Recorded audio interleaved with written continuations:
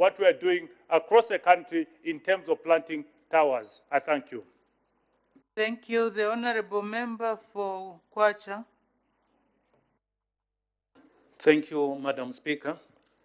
I just want to find out from the Honorable Minister if there is any intention of bringing in a fourth mobile provider, preferably Vodacom, to come and compete with the companies that are providing this service in the country.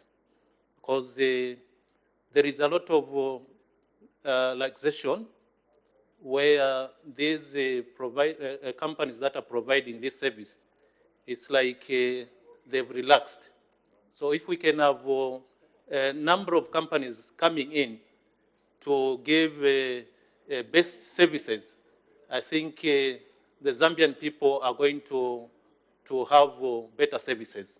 Can the Honorable Minister shed on that? Thank you, yes, Madam Speaker. Thank you. The Honorable Minister of Technology and Science. Thank you, Madam Speaker. As we earlier stated, that it's not part of our DNA to continue to deliver intentions. We are actually doing it. As we speak, we have already licensed a fourth mobile. And all things being equal, it will begin to provide services next year. I thank you. Thank you. The Honorable Member for Luvasenshi. Thank you, Madam Speaker. Honorable Minister of Science and Technology. So far, Zambia is enjoying three network providers that are providing network connectivity in Zambia. When you go outside, you discover that when you are trying to call someone, you still have a challenge in terms of connectivity. My question is, what urgent measures are you putting in place to ensure that we can able to access network and talk or communicate to our people without any interruption? Thank you, Madam Speaker. The Honorable Minister of Technology and Science. The urgent measures that we are taking, one, as I said, we have delivered 4G. Number two is that we are planting towers across the country, both as government and also as part of the licensing conditions for the telephone operators. They are also planting towers. So those are the urgent measures that we're taking. I thank you. Thank you. I was hoping that we will save some time so that we go to the next item, but I can see honorable members are still indicating. The Honorable Member for Mukushi North. Madam Speaker, riding on the question posed by the member of, the Honorable Member for Mukushi South, where the Minister, I suppose, did not get the correct, the question. The question is on the existing towers already, especially in the rural areas, where you find that for 2-3 weeks they are not operational.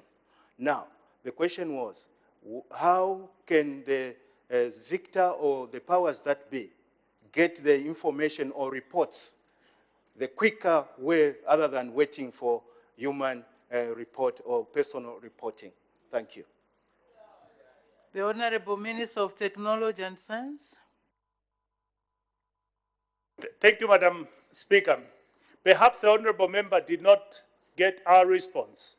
We indicated very clearly that ZICTA is acquiring a monitoring equipment that will monitor all the towers in real time so that quick action can be taken as opposed to reporting the fault. So that is what we are doing. I thank you, Madam Speaker. Thank you. The Honorable Member for Chinsa. Okay. Honorable Member for Kaumbwe. Thank you very much, Madam Speaker. Mine is a follow-up question to Chairman North, Member of Parliament, which I feel the Minister of Technology did not answer. Kaumbe constituency is excited to have been allocated about 7 sites. Now, Oh, the honorable member for Kaumbwe, the honorable member for Chairman North did not ask a question. Maybe you mean the honorable member for Chairman South. Sorry, Chairman South, yes. The question is exactly when are we going to implement these projects in these constituencies? Just the time limit. When are we going to implement these projects? Because in your answer, you seem to show that it is still under desk study. Thank you. The Honorable Minister of Technology and Science. Madam Speaker, these things you have to do them in a methodical manner. First of all, you have to get the information from the members of parliament, and which is what we have done as step 1. Using that information, then determine the priorities and match them with the resource, which is what we are doing. As we speak now, Madam Speaker, we have available enough resource to do an additional 45 towers on top of the 31 towers that are being evaluated at the moment. So the speed of our implementation, honorable members of parliament, will be driven by the speed of response from you to us. So you have the answer in your hands. I thank you. Thank you. Honorable members, there is an indication from Honorable Member for Mangango and Kabushi. I'm asking for your indulgence. We can use the 6 minutes for the other items, which we have a lot of work. So if you don't mind, please, with your indulgence, I'm moving to the next item. The clerk will now read the order of the day. Estimates of revenue and expenditure, including capital and constitutional and statutory expenditure. Committee of Supply, resumption of committee work. The House will now resolve into committee.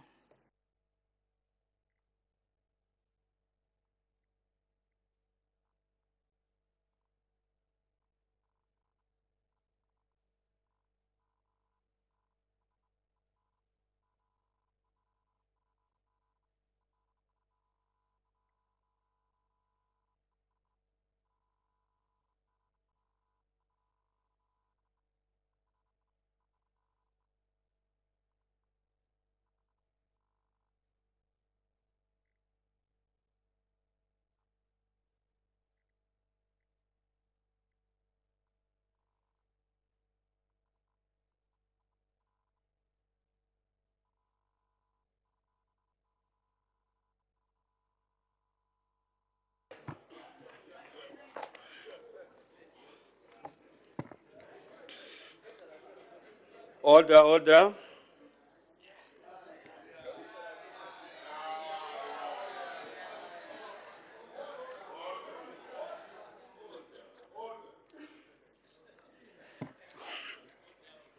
When business was interrupted yesterday, Wednesday, 30th November 2022, the Committee of Supply on the Estimates of Revenue and Expenditure for the year 1st January 2023 to 31st December 2023, presented to the National Assembly in September 2022, was considering Head 53, Minister of Green Economy and Environment, and the Honorable Minister of Green Economy and Environment was giving a ministerial statement.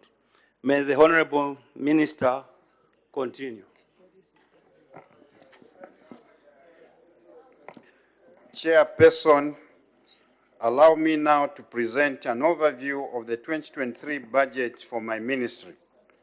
The Ministry of Green Economy and Environment has a total budgetary allocation of 1.2 billion kwacha, representing 0.6% of the total budget for climate change and environmental protection activities, including 1, green economy and climate change, climate change mitigation programs, forestry development and management, environmental protection, management and research, meteorological services, and management and support services. Chairperson, the ministry has allocated 3.7 million to support the green economy and climate change program implementation by developing a green growth strategy that will act as a blueprint for providing strategic guidance on Zambia's transition to a green economy. Further, the ministry will enact the climate change bill in order to regulate the carbon markets as well as respond to other climate-related issues. 3.26 million has been allocated to facilitate the implementation of climate change mitigation programs, including forestry protection, climate-smart agriculture promotion, biodiversity loss protection, and other mitigation and adaptation activities to mitigate the negative effects of climate change. 193 million has been allocated to facilitate for the provision of forestry skills development and forestry management. This will enable the ministry to train students in forestry and natural resource management skills at Zambia Forest College. Further, the ministry will finalize the review of the forest management policy to provide a legal framework to protect this natural resource and promote its sustainable utilization. Chairperson, 12 million has been allocated for the operationalization of the Forestry Development Fund, which will enhance effective management and utilization of forest resources. Now that the fund has been established, we call upon cooperating partners to come on board and contribute towards the fund. 70 million has been made available to set up a timber exchange platform, which is a collaborative marketplace and digital tool for sawmills, timber importers, and forwarders to streamline trading and manage supply chains. It will enable suppliers to buy and sell timber directly with leading and vetted sawmills and importing companies around the world and cuts out middlemen. The platform will offer tools for export, import, logistics, documentation, compliance, and tracking analysis to ensure maximum benefits to traders and government.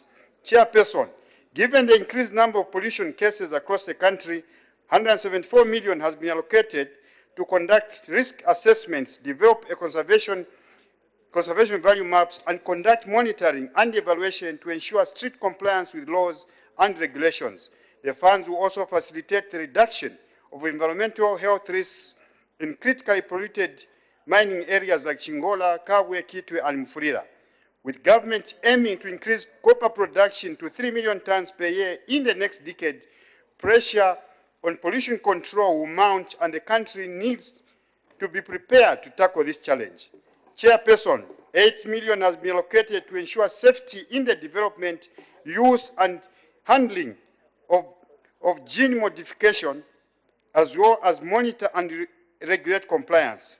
This is to maximize the benefits of modern biotechnology for end users, producers, consumers, and the general public.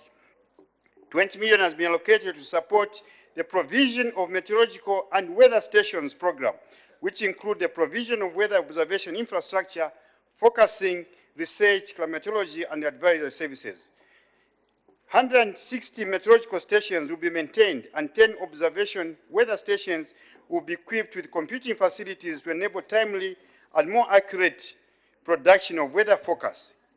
In these times of climate change, this information is necessary for issuance of early warnings of a wide range of weather, climate, and water-related hazards to enable key institutions like DMMU under the Vice President's office in developing and delivering services necessary for protecting lives, livelihoods, and property in a cost-effective, systematic, and sustainable manner. This information is also necessary to support climate-smart agriculture, water resource management, renewable energy production, and effective power generation. Chairperson, 54 million was allocated to support the development of the 2022-2023 strategic plan, conduct research, and develop the green growth strategy. The allocation will also facilitate the development of the service delivery chapter aimed at improving service delivery, enhance accountability, and promote prudent utilization of public resources. Chairperson, as I conclude, I wish to echo my earlier sentiments that my ministry, in collaboration with other line ministries remains resolute in supporting efforts towards the promotion of sustainable development by expanding and exploiting opportunities that transform the livelihoods of our people through sustainable utilization of natural resources in the country. Chairperson, let me end by urging all honorable members of this House to get more involved in addressing the triple planetary crisis of climate change, biodiversity loss, and pollution, which threaten the very existence of mankind. Finally, let me request members of this House to strongly support the 2023 estimates of expenditure for my ministry to enable it deliver on its mandate. Chairperson, I thank you for attention. Any further debate? Mr. Wamnyima. Thank you, Mr. Chairperson. Mr. Chairperson, I would like to thank you for allowing the voice of Nalolo to contribute on Head 53. I, from the onset, strongly support the budgetary allocation for the Ministry of Green Economy, and I would like to take this opportunity to actually thank the President for creating this ministry. This ministry could not have been created at a better time. Mr. Chairperson, you would like to know that this allocation to the Ministry of Green Economy, standing at 0.6% of the budget, is the lowest allocation for a ministry that focuses on environment, not only in Zambia, but actually in Africa.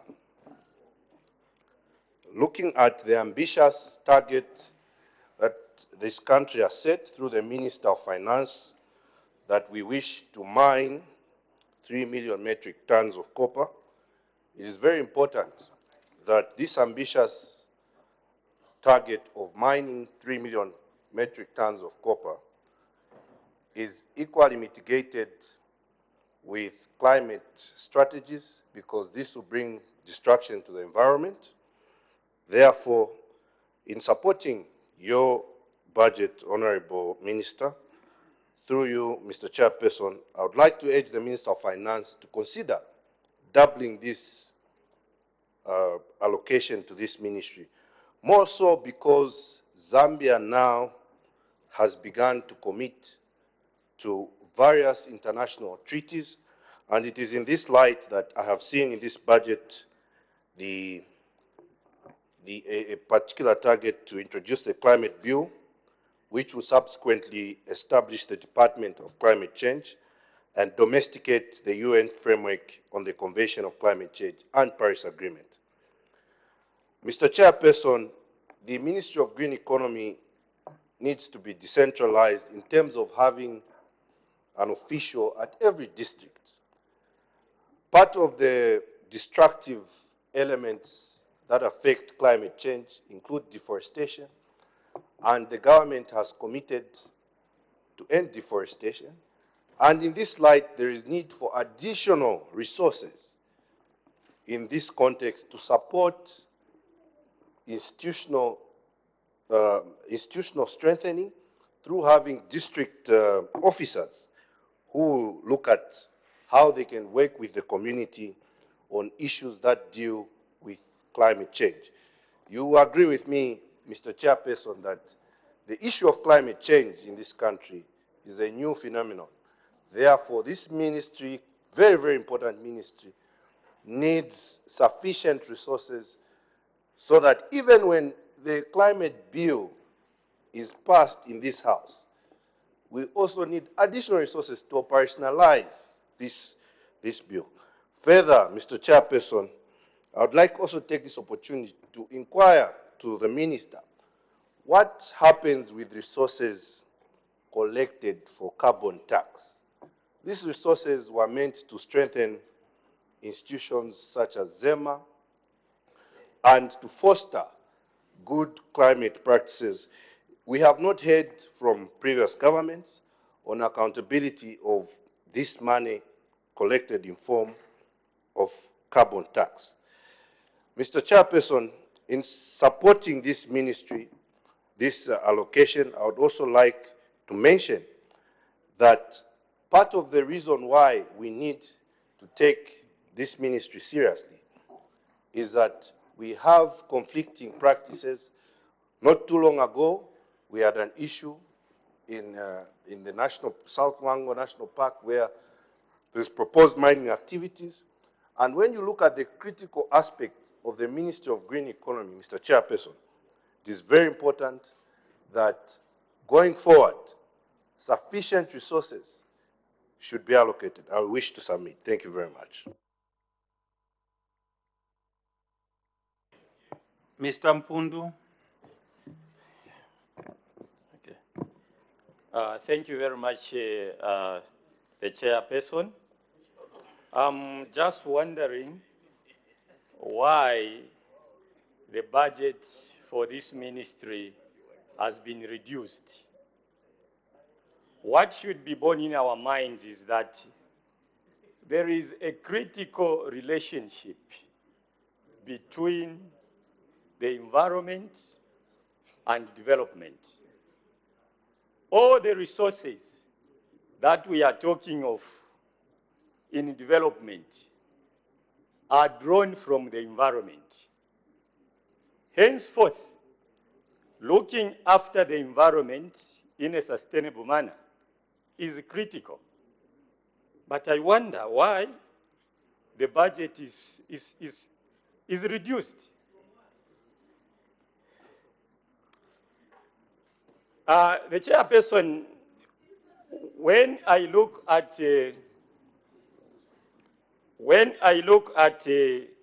Zambia as a developing nation, the ministry has got very critical role to play because the ministry is under conflict. One, it is handling conflict with nature. At the same time, it is also handling conflicts to do with the society because there are pull and push factors that surround this ministry. Henceforth, allocating reasonable resources is so critical to this ministry. The ministry wants to protect the environment. Society also wants to develop. So it is in this vein that we need to look at this ministry so serious, especially that it anchors on development.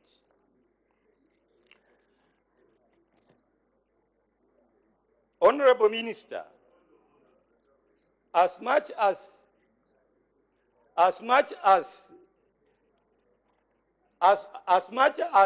we are talking of looking after the environment,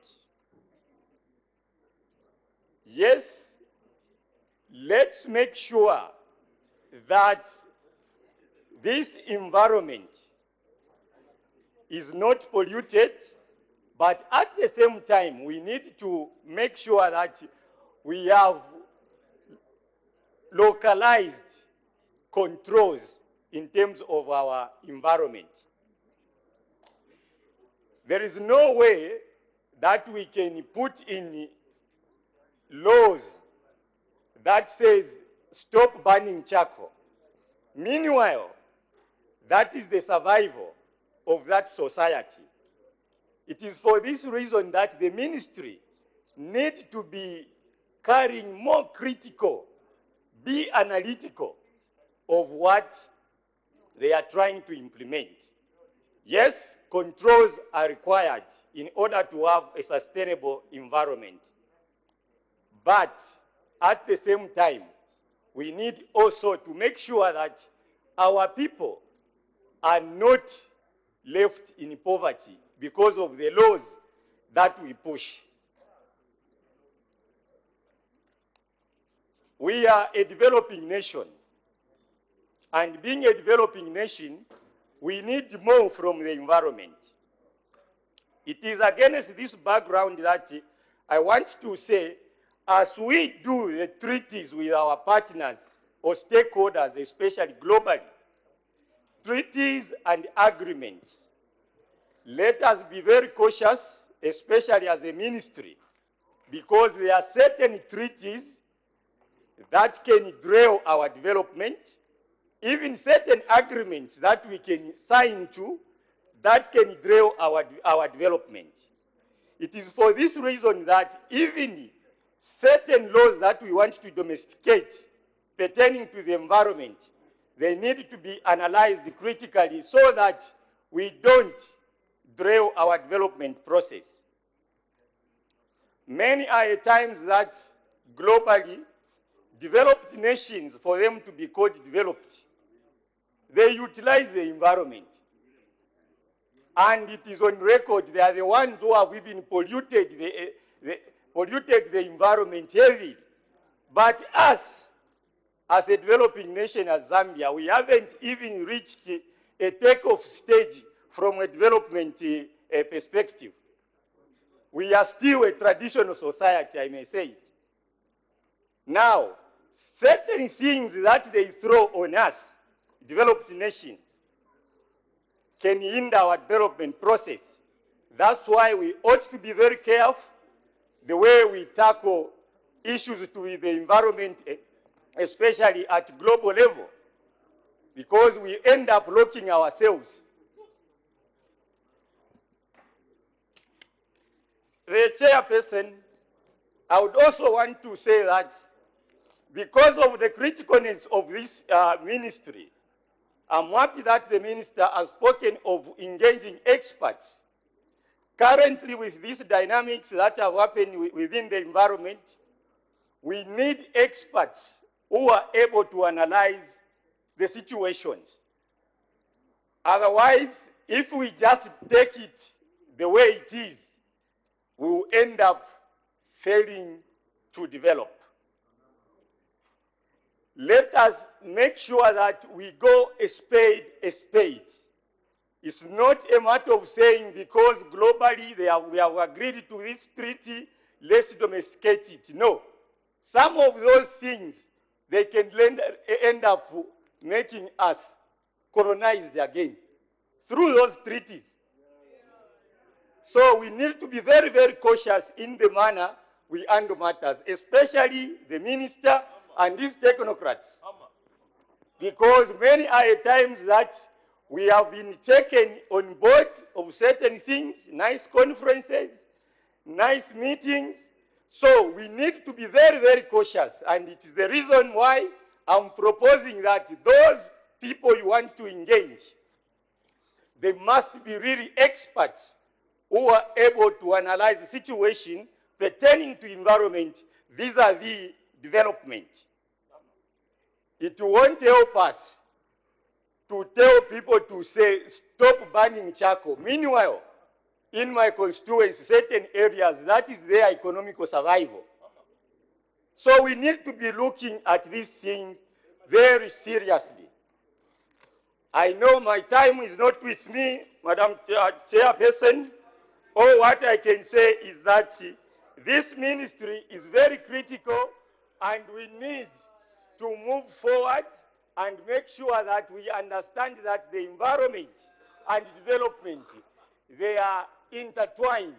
So we need more resources in this ministry if we are to score a goal in our development agenda. I thank you, the chairperson.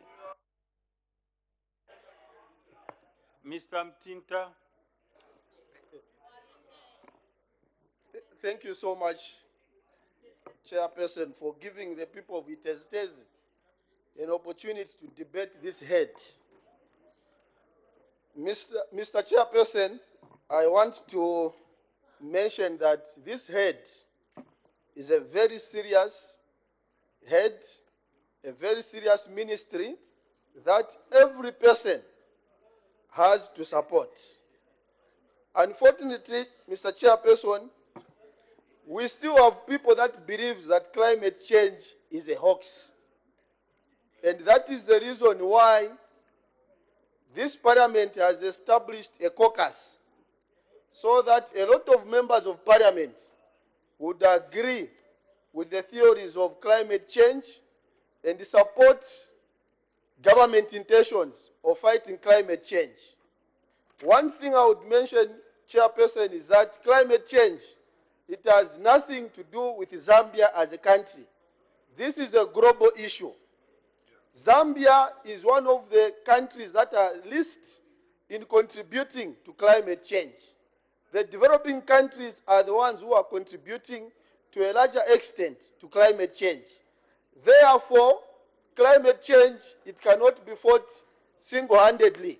It's an issue that should be looked at it from the global point of view. Hence, allow me also at this point to thank you, Mr. Chairperson, to thank the Speaker, through you, for facilitating that 2 members of Parliament attend the COP in Egypt, where these issues were discussed in depth, and there is now serious awareness on how we shall work with this ministry to address the issues affecting Zambia and for our desire to have a greener economy. Mr. Chairperson, I want to mention that this government has demonstrated the desire to have a greener economy, first of all by the creation of the first ever Ministry of Green Economy.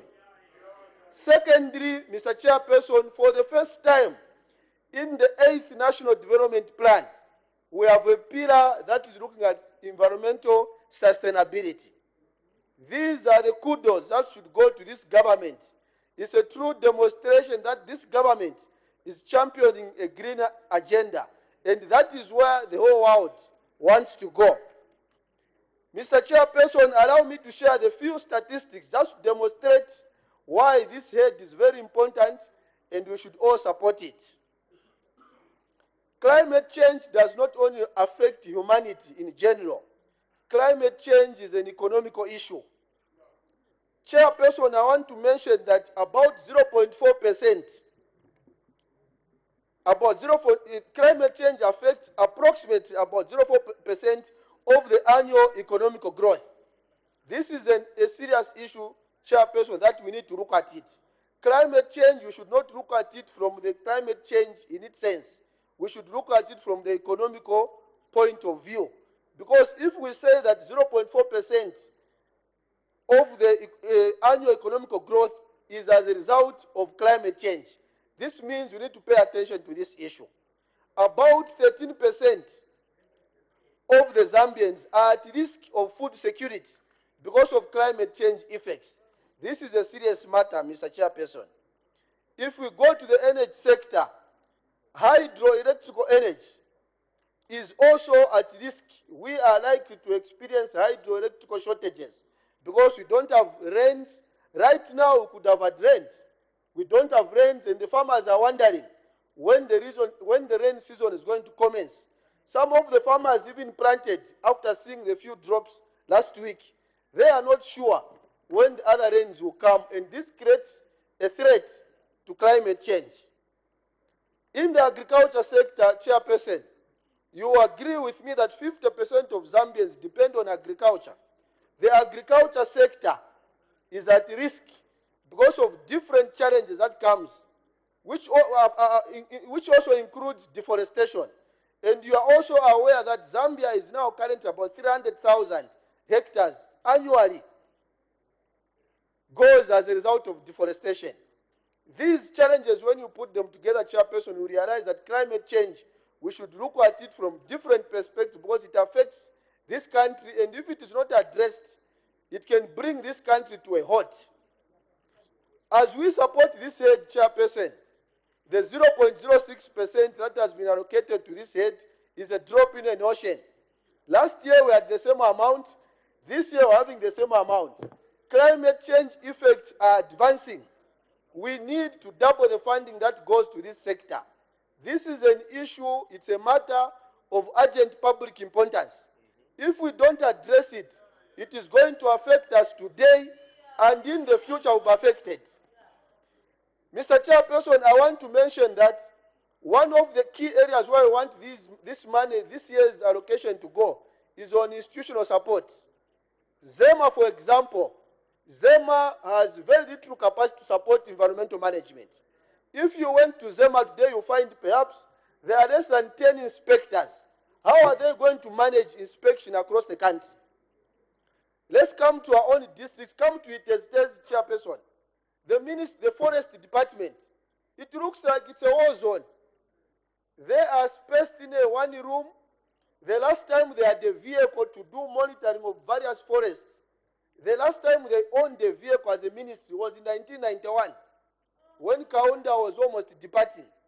From 1991, all the governments came. They don't have a vehicle, despite having 2 forests, which are supposed to be monitored, and they are even supposed to do some what are referred as forest inventories. They don't do that. They don't know the number of trees they have.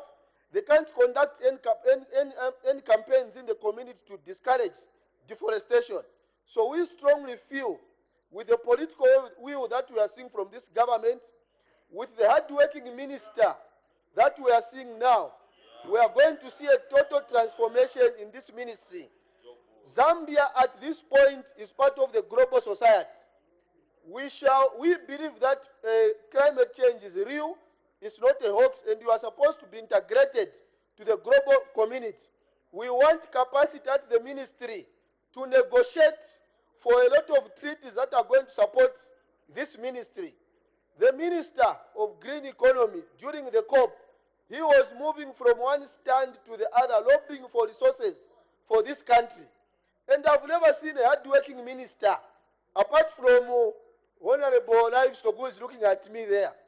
The minister moved from one stand to the other, lobbying for green funds. And we are looking forward to a situation where Zambia gets as much as possible funds from different partners. And we are seeing that from the COP, a lot of funds have started trickling in this economy. Therefore, Chairperson, as I conclude, I want to state that to the members of Parliament here, climate change is real, it's not a hoax. Next year, we want to see this head being doubled, because climate change does not only affect us as individuals, it affects the economy, food security, and the energy sector of this country. Thank you so much. I submit. Mr. Mtachalo.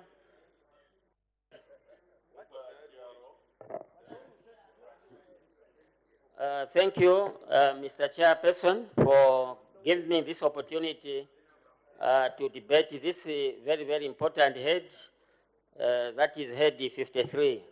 As other debaters have indicated, I'm also shocked that the budget has been reduced.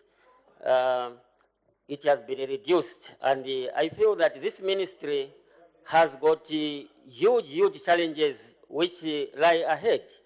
And we expect that the Minister of Finance should consider actually increasing this particular head. Mr. Chairperson, this ministry has huge challenges, which ranges from lack of, shortage of manpower. They don't have transport. So it's quite very difficult for these officers in this ministry to carry out their duties. Just like my colleague from Itesteja said, for example, like Chama, the forest officer there is no vehicle whatsoever. And you find that foreigners are busy depleting our forests. So how do they conduct their work if at all these people do not have these logistics? Mr. Chairperson, I'm aware that indeed there are some people who believe that indeed the issues of climate change is a hoax. Even people at a very high level, like former President of USA, Mr. Donald Trump, he feels the issue of climate change is a hoax. Until now, when we are seeing devastating effects which are being caused by issues of climate change. And my appeal, Honorable Minister, I know you are quite a very hard-working minister. I know you from ZESCO, having worked together there. So I'm very confident that you'll be able, I think, to deliver the expectations of the people of Zambia. But I think we must be cautious, Honorable Ministers. We are signing these protocols and also treaties on climate change because we are not the causes of these challenges we are facing. It is the people in the Western world who have industrialized themselves, they have industrialized and reached a very high level of industrial development. But now they want us not to industrialize, they want us to draw back industrialization by telling us don't do this, do that. I think that is not being fair. These protocols are very, very important for us, but we must also be worried that there are also negative consequences arising from signing of some of these treaties or protocols. Mr. Chairperson, I think we have had issues of deforestation that as a country we have undertaken to see to it that we are going to reduce deforestation. But what alternative are we giving to our people? Because the people in Chama, they still use charcoal as a means of economic survival. They still use charcoal. Even here in Lusaka, Lusaka is consuming more charcoal because electricity is expensive. The same Western world, they tell us, let's resort to green energy. They tell us we need cost-effective tariffs. They want tariffs of electricity to continue to rise, and how do they expect our people to have access to electricity? To me, I feel that they are playing double standards because we need the Western world to fund developing countries. When I look at the budget for the rural electrification, 762 million kwacha. Why don't the Western world pump in more resources in developing countries so that many of our people are able to have access to electricity and also have access to other clean forms of energy? So indeed, I think as Africans, we must put our foot down. We have to put our foot down if at all we have to achieve high industrialization as a country. The country in Zambia, the Zambians today, access to electricity only about 31%, 58 years after independence. So we are saying that Vision 2030, we must achieve universal access to electricity for all Zambians by 2030, and we are remaining with only 8 years. So how are we going to achieve this if at all electricity tariffs are going to continue to increase? So these are some of the double standards which I believe that the Western world are playing. I'm happy that COP28, they have demanded that the Western world must honor their financial obligations to developing countries. During the Paris summit, they made an obligation that we are going to give financial support to African countries, developing countries. But they have not done that. Then they have reached a very high level in terms of development, but they tell us you can't do A, B, C, D. So I think we must be very, very careful, Mr. Chairperson. We need to push to ensure that the Western world, who are the causes of this pollution, should be able to pay back. And I think with these a few remarks, I want to state that while I support this head, but it is my appeal to the Minister of Finance that please, let's try by all means to adjust these figures so that this ministry can adequately be funded so that we have enough money power, they have enough transport, and also we should continue to invest in meteorological equipment, because that's the only way our people, our farmers, are going to receive early warning. So with these few remarks, I say I support this head. Thank you. Ms. Halwindi.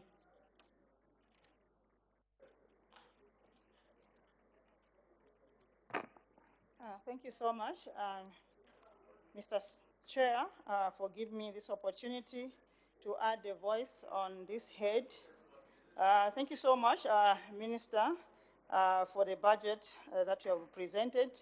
May I say that we are totally supporting the budget, and we all know that climate is now considered to be one of the greatest threats to the economic stability in the country, and has also serious impact also on the environment and also on the people. Any insult or any disturbance to the environment has a bad effect even on the means of agriculture, the means of energy, means of water development. All ministries are affected if the environment is violated.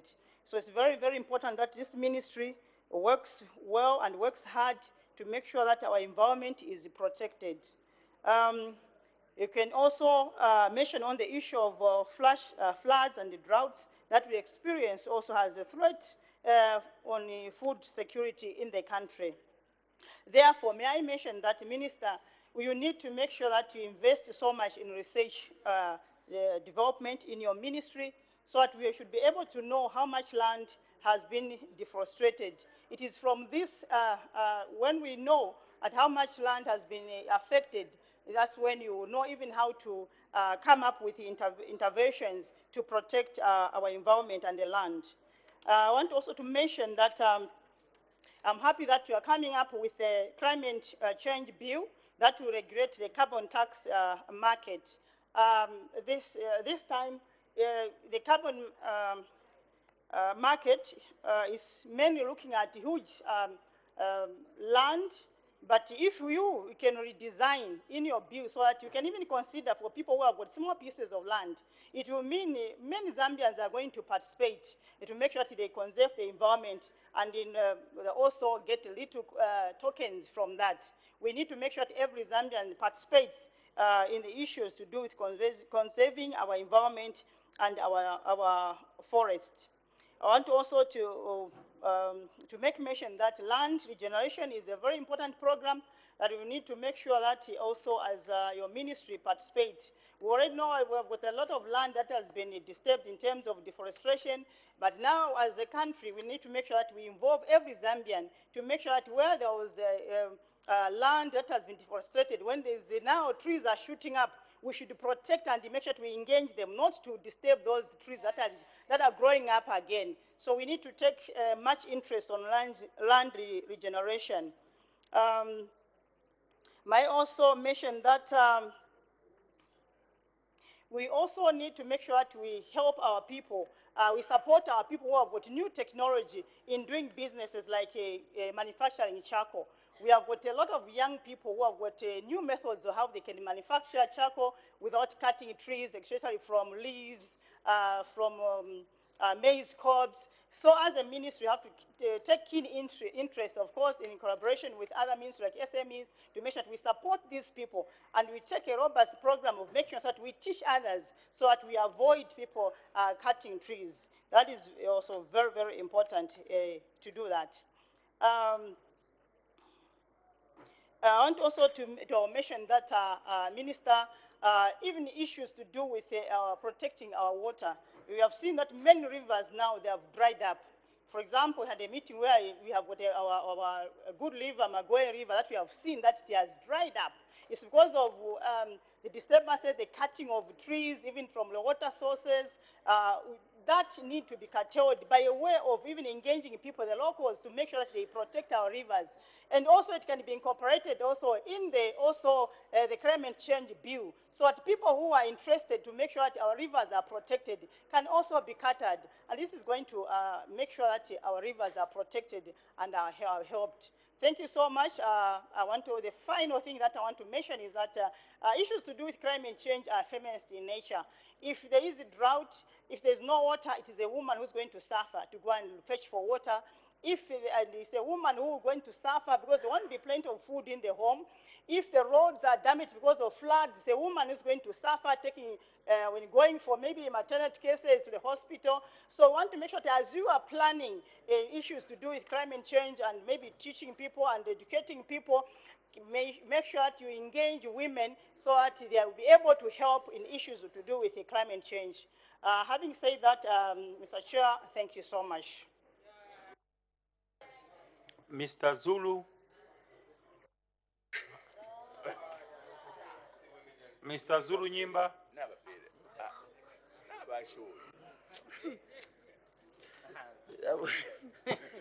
Thank you, Chair, for giving the good people of Nyimba a few minutes to add up some few words on this very important topic.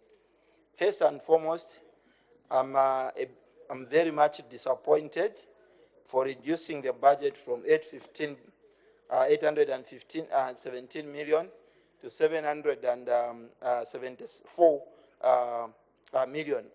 This does not help us as a country. If we need to start fighting this, we should start investing. This ministry does not only consume money, but it makes out, it brings resources to government. Each and every person here owns a vehicle, and those vehicles are paying for carbon. That money should be taken to this ministry so that things can start working. Minister, thank you so much for coming up with a plan to send all the CFMs into Mwekela College, train them.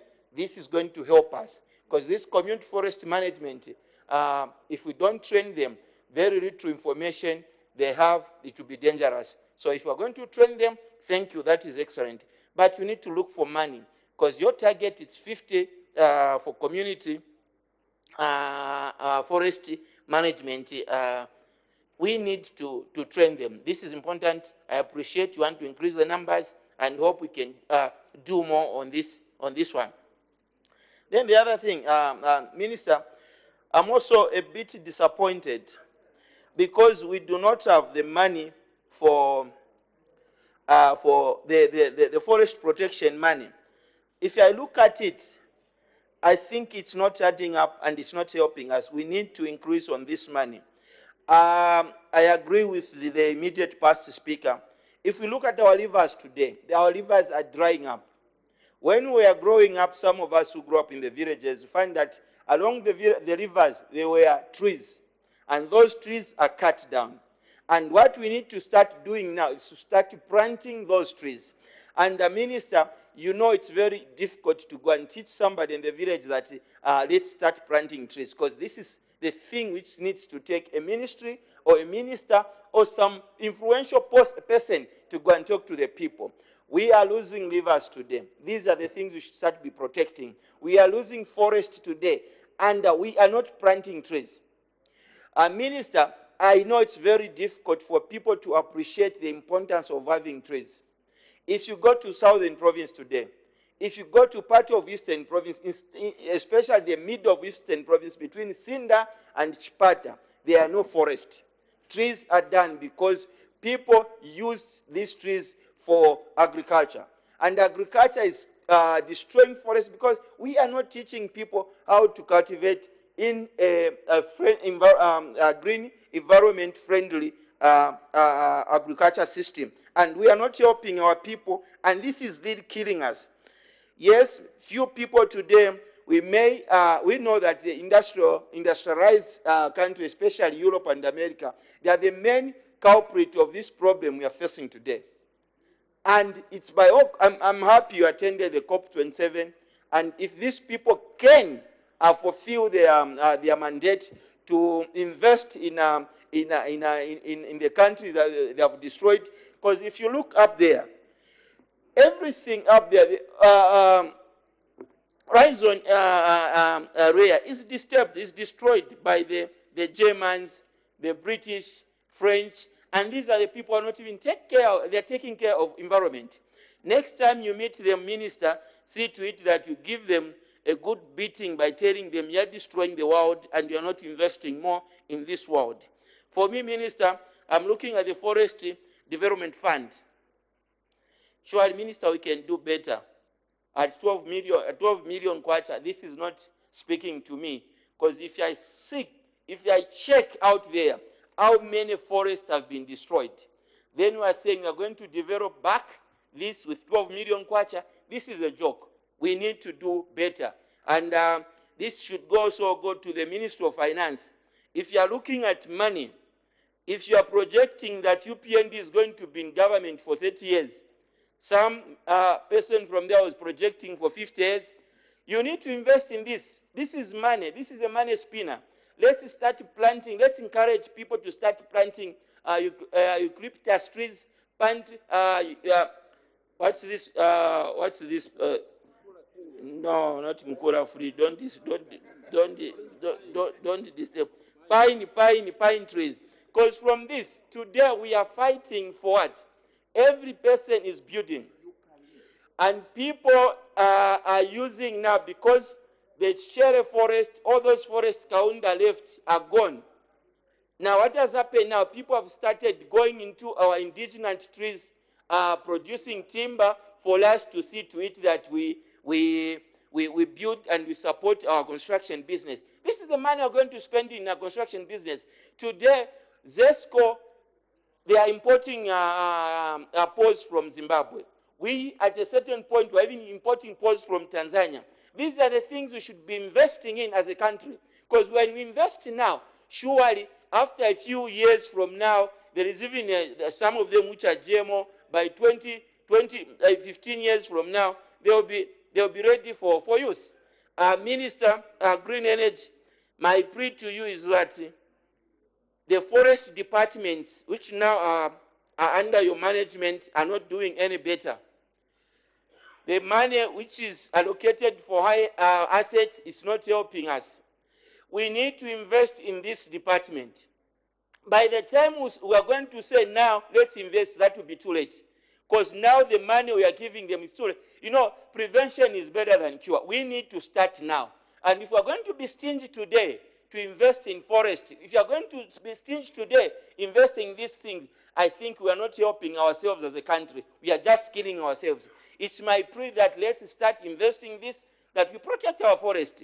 In the, lastly, Minister, it's that you understand that the money being generated through carbon trading, it's managed by not your ministry. The people who are signatories are people coming from the Ministry of Tourism. This does not make sense to me. The CRBs, let the CRBs for wild animals be the CRBs for wild animals. Let the CFMGs be the CFMGs. Yes, as you are bringing the act to Parliament, whatever changes, see to it that your ministry control what is for forest.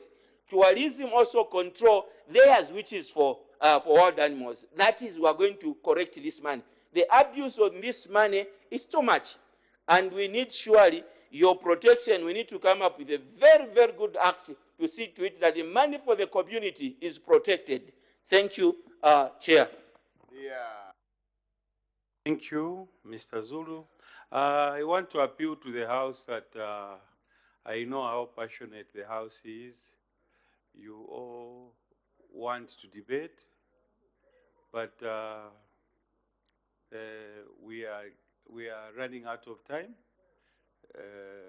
So my appeal to you is that I know you will be able to debate the coming heads, but as for this one now, I want us to proceed. So I'm appealing to you that you understand what I'm trying to put across. Thank you.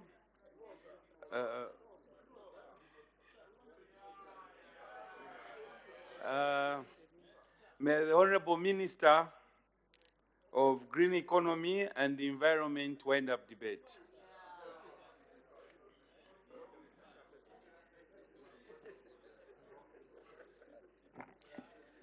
I want to thank my fellow members of Parliament sincerely for their kind words. Honorable Amunyima, you strongly support it, and you're obviously worried about the deforestation. And I think everybody expressed worry about the high rate of deforestation. Charcoal burning, indeed. Another issue, actually, which came up very strongly is the need for more funding to the ministry. I will appeal to my colleague, the Minister of Finance, to see to it that what members of Parliament have put across is realized. I want to assure the House that international treaties we've been requested to sign will ensure that we take due diligence and only sign those which benefit the country. Remember that some international treaties actually will be brought to Parliament for members to debate them and give approval. Indeed, the Forestry Department needs support, and in the budget, we provided for employment of more forest guards. As you can imagine, I think during the structural adjustment program, this was a department where officers were retired, and there hasn't been employment in that area. Indeed, we need experts in the department or in the ministry to ensure that we answer to the challenges of our time. Indeed, we need to hold the developed world to account for the negative effects of climate change. And indeed, at COP27, we made this case that the developed world must increase their ambition. And obviously, we came up with some successes, one of which was the issue of loss and damage not only being on the agenda, but a framework being established. Now, we have our work cut out, and we hope that we can start moving in this respect at COP28. I want to thank Honorable Mutinta for the passionate debate as well. And also, he called upon Zima for Zema support. Indeed, our desire to increase production of copper to about 3 million tons per year in the next decade will demand that we protect the environment more and more strictly, because the scourge of pollution will only increase. Indeed, everybody raised concern that we need to protect our headwaters, we need to protect our rivers, we need to ensure that we increase food security, we need to ensure that we increase energy security. So these three issues, or these three things, are being negatively affected by climate change. Indeed, all members of Parliament, Honorable Mutachalo, Honorable Mpundu, thank you for your debate, Honorable Halwindi, Honorable Zulu, you all called upon us to increase expenditure in ensuring that we plant more trees. You also called upon us to ensure that water resources are managed in a better way. And indeed, I can only agree with you that this is key, because as you may be aware, honorable members of Parliament, just last week, generation is being restricted in the Kariba because of reduced inflows and because of reduced water. Carbon trading is an issue which we will be presenting to Parliament here during presentation of the climate change bill, and we hope that members of Parliament here will debate and offer more insights in how our citizens can gain more revenue. And I want to agree with Honorable Zulu that indeed we need to do something about dividends to the local communities. Currently, our local communities are not deriving enough benefits from this trade. But I can assure you that when the climate change bill comes on the floor of the House and the law is enacted, this will be a thing of the past. To answer to the shortages of manpower in the ministry, we've allocated funding to train forest guards at Mwekera College, and we hope to get started this coming year. However, the numbers are not enough, and we will be appealing to the Minister of Finance to give us a bigger allocation. Indeed, the Forest Development Fund, despite it being operationalized now, there's a small budget allocation to it, and we can only appeal that more funding is allocated to read. Honorable members of parliament, another big issue we have is encroachment of our forests. Most of the protected forests are encroached, and this is not good for the environment. Remember, the reason these forests are protected is because in there lies very sensitive ecosystems. Most of these protected forests protect the headwaters.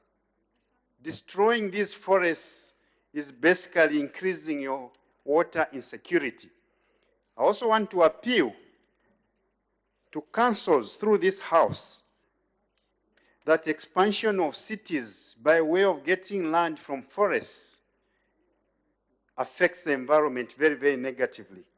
We need to protect the forests, the existing protected forests, but we also need to increase the forest cover. We need to increase the forest cover. The concern was also raised on meteorological services. Indeed, in this budget, we are going to install about 120 meteorological stations, and we are going to computerize about 10 of them.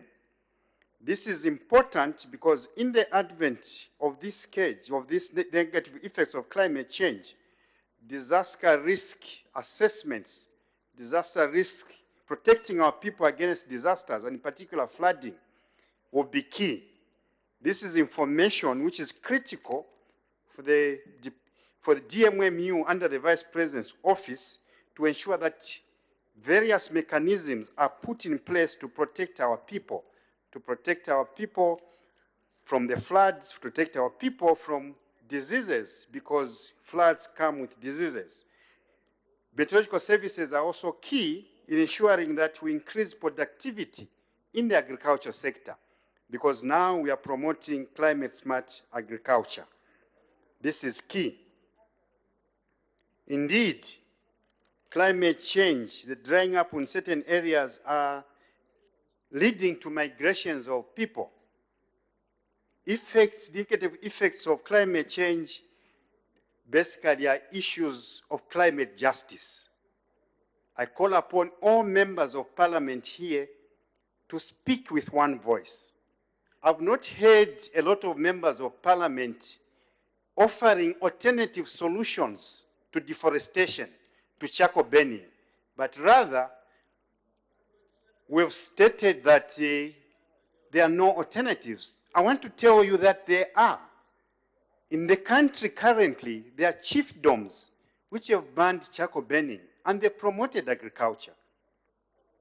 Let's promote alternatives to charcoal burning. And this is not about the ministry.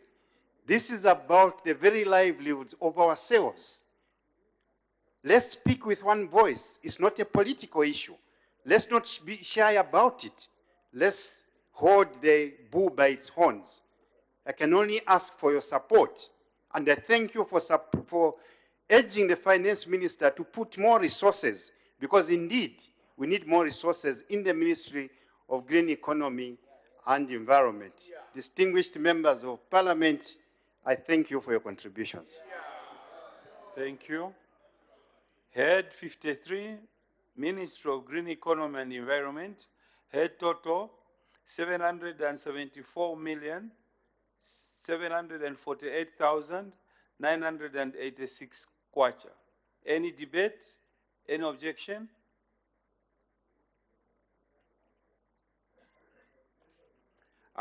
I put the question. The question is at head 50.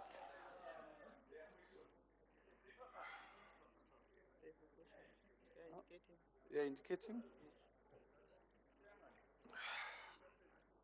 Who is indicating? Who has indicated? Oh, no, but you've got gadgets. I can't see your names here.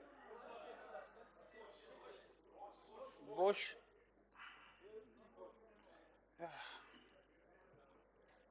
Mr. Chibuye.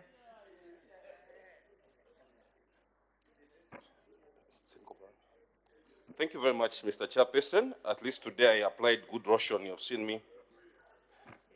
Chairperson, I want to take the minister to page 562. The minister is being disturbed there. I hope he's listening. I want to take the minister to page 562 on program 2155, head table number 5, program number 3. No, program number 2.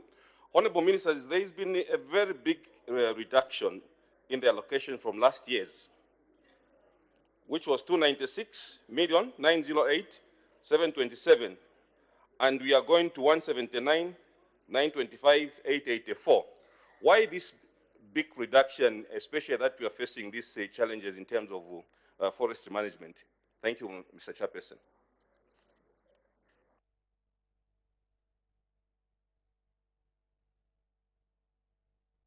The Honorable Minister of Green Economy and Environment. Thank you very much, Honorable Member, for that very, very important question. And I also like to take this opportunity maybe to respond on similar terms on where you see reductions, basically the big reductions. Honorable members may wish to know that there are projects under the ministry, like the Zambia Integrated Forest Landscape Project, Tralad, and other projects which have been running for a number of years, and now they are coming to an end. So there's less and less allocation of funds to these projects. Which projects were helping us in forestry management? Mr. Chairman, I thank you.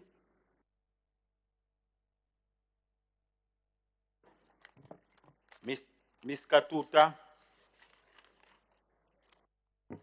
Thank you, Mr. Chair. Minister is still on the forestry development and management. I'm just worried to see, indeed, we are all lamenting on the reduction on forestry development management, but forestry skills and development, the total there for 2155, program 2155. I just want to find out, because we are expecting to have more of increase in that, so that we can plant more trees and also manage our forests. So I just want to know why it is from 303, 817, 303 million plus. Now it has been reduced to 193 plus. I'm on page 560,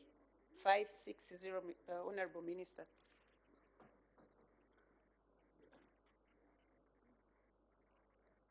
Yes, on table 3, budget allocation by program and sub-program, and then program 2155, because this is quite critical: forestry skills development, forestry management, forestry research and development.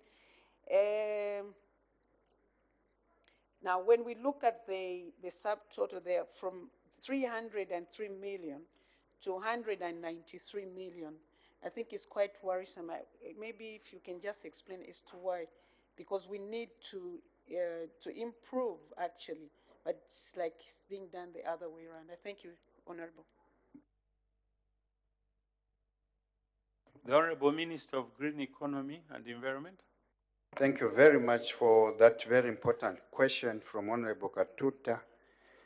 Again, most of these activities were supported by the World Bank through the projects. So that project money was part of our budget.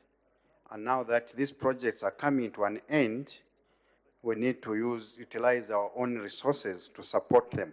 So currently, less and less inflows are going towards these projects, hence the reduction. I thank you, Mr. Chairman. Mr. Kasandwe. Thank you, Mr. Chairperson. Minister, we go to page 570, program number 2158, environmental protection and management, line number 10.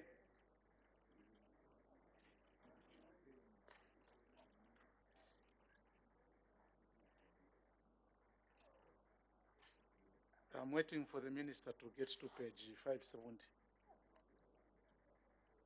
Can go, okay. There is Environmental Management Act reviewed. Minister, you have intentions of reviewing the Environmental Management Act of 2011.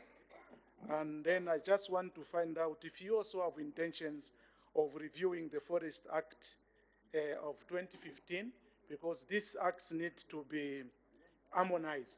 And if also you have intentions to come up with a Climate Change Act in 2023. Thank you. The Honorable Minister of Green Economy and Environment. Thank you, Honorable Member, for that very important question. I can confirm to you that all those bills will be before Parliament, and you can only ask that you support them. EMA will be strengthened, for your information, Honorable Member, to not only reduce the fees, but to ensure that EIAs are churned out timelessly. In there also, we want to ensure that issues of compliance monitoring are enhanced, and that offenders obviously are punished more, so there will be stiffer penalties. In the Forest Act, it will be the same, because the penalties there, the fees there are small. We want to ensure that these are increased. All of this, Honorable Member, in particular the EMA Act and Forest Act, are answering to the core to ensure that we do something about the negative effects of climate change. So it's not only communication and advocacy we are promoting, but we are legislating. We need the necessary laws to be put in place if we have to win the climate crisis. I thank you, Mr. Chairman. Mr. Mkosa. Thank you, Mr. Chairman. Honorable Minister, I would like to take you to page 569, Program 2158, Environmental Protection and Management. Table 5, Program Budget Allocation by sub-program. Then I want to take you to Program 011. That is Environmental Management and Research. Minister, you will see that this year, Environmental Management and Research, that is on page 569, Table 5, Program Budget Allocation by Sub-Program.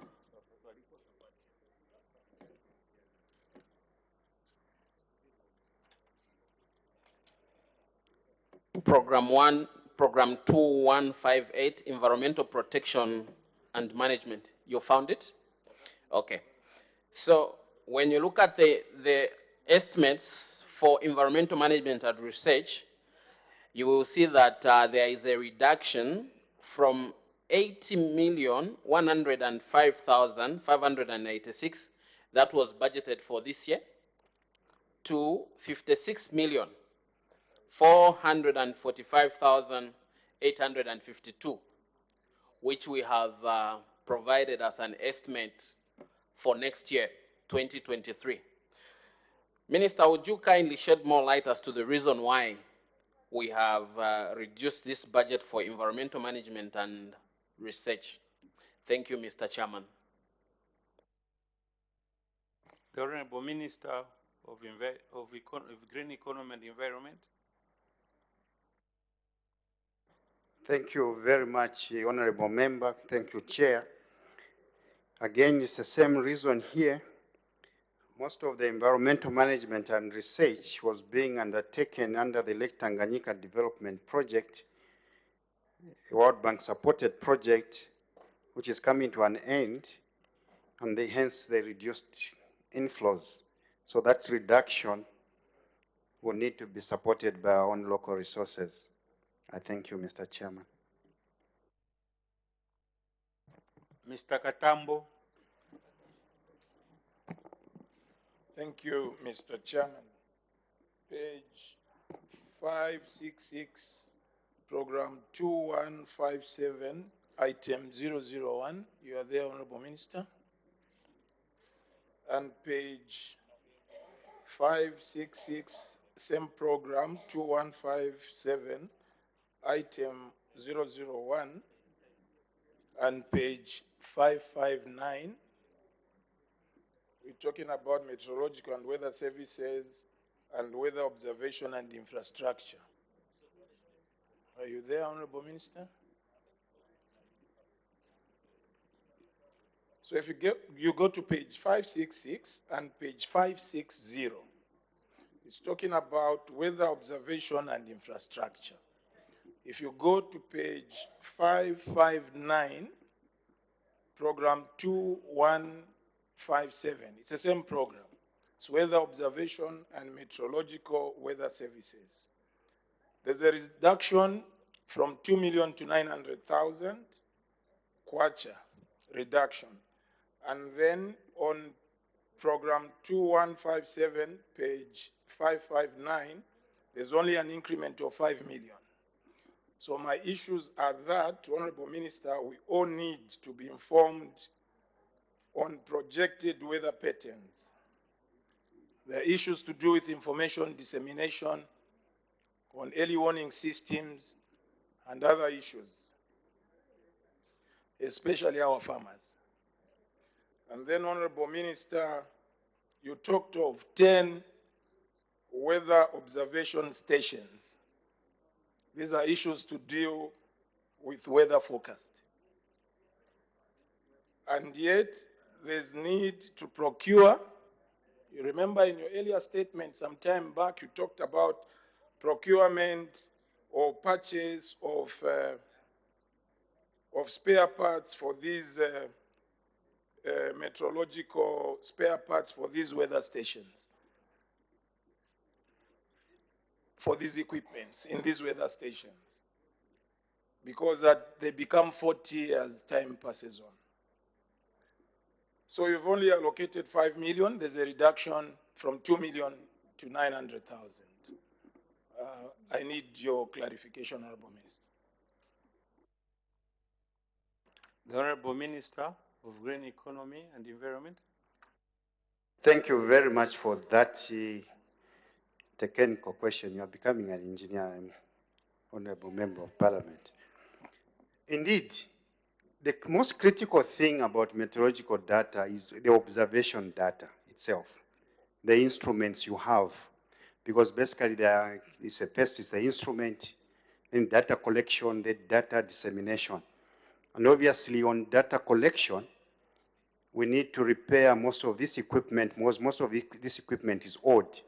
If you remember, Honorable Member, when I came to Parliament last year, or a few months ago, we reported to the House that we had successfully maintained a lot of our meteorological equipment, and most of them were functional. And actually, we said we attributed the success in predicting the way Tropical Storm Anna was traveling from Mozambique to the fact that we had repaired most of this equipment. So the reduction inevitably is because most of them have been maintained. Your other concern, Honorable Member, actually it's a plus because we are going to automation now. In the advent of climate change, the intensity of flooding is high, the intensity is big. So the floods now come and overwhelm our populations much faster than before. So that intensity is big, it needs to be measured by automation. Thank you very much, Mr. Chairman. Thank you. Mr. Kangombe. Honorable Minister of Green Economy, I take you to page 562. On page 562, Honorable Minister, Program 2155. Under Program 2115, there's a table, Honorable Minister, and there's an allocation for Zambia Forest College. Honorable Minister, you are aware that Zambia Forest College is in Kamfinsa constituency. You have allocated 5.8 million kwacha. Minister, you and I have been discussing the water challenges at that college. Does the 5.8 million kwacha you've allocated also sort out the rehabilitation of the water network at the college? I thank you, Mr. Chairperson. The Honorable Minister of Green Economy and Environment. Thank you very much, Engineer, for that very important question. And to state to members of Parliament here that that college is a very, very important college.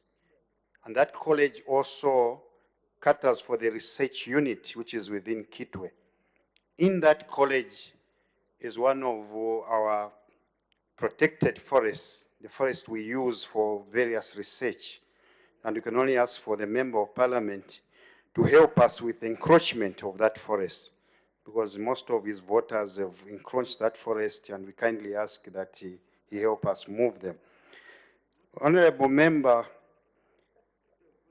indeed, I've inspected the water network there, and I can confirm that some of these funds will be applied to rehabilitation works there. And we hope that we can also procure some tanks and pipes and also add more water reticulation points. But as you have stated yourself, the funds are not enough, and I can only ask you to help me convince our Finance Minister to give us more funding. Mr. Chairman, I thank you. Thank you. I put a question. The question is at head 53, Minister of Green Economy and Environment, head total 774,748,986 stands part of the estimates. As men of that opinion say aye, of the contrary say no, I think the question is resolved in the affirmative. Head 53, Minister of Green Economy and Environment, head total 774,748,986 is ordered to stand as part of the estimate. Next head 76.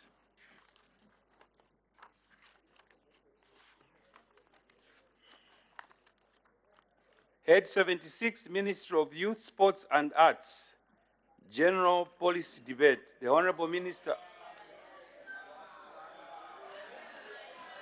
The Honorable Minister of Youth, Sports and Arts, Policy Statement.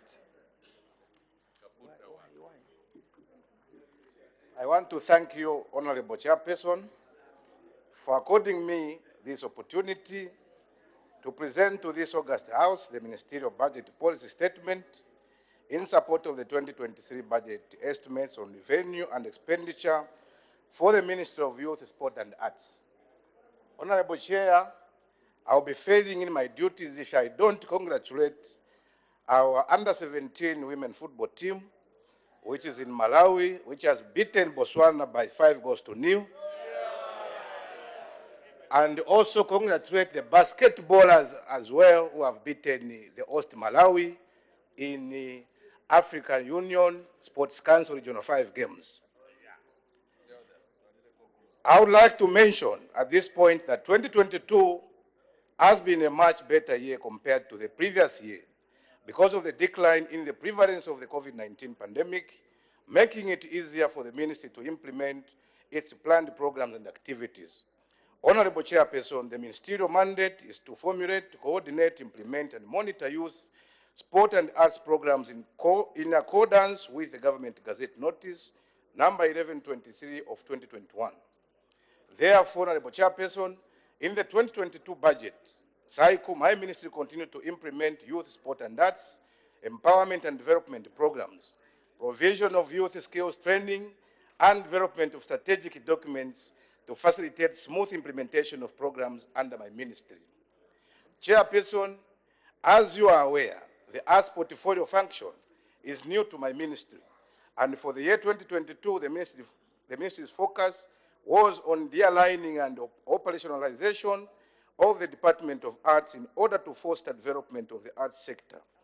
This was succeeded by initiating the processes of developing the arts and film policies to enable the ministry to provide a legal framework to guide the development of the arts sector in the country.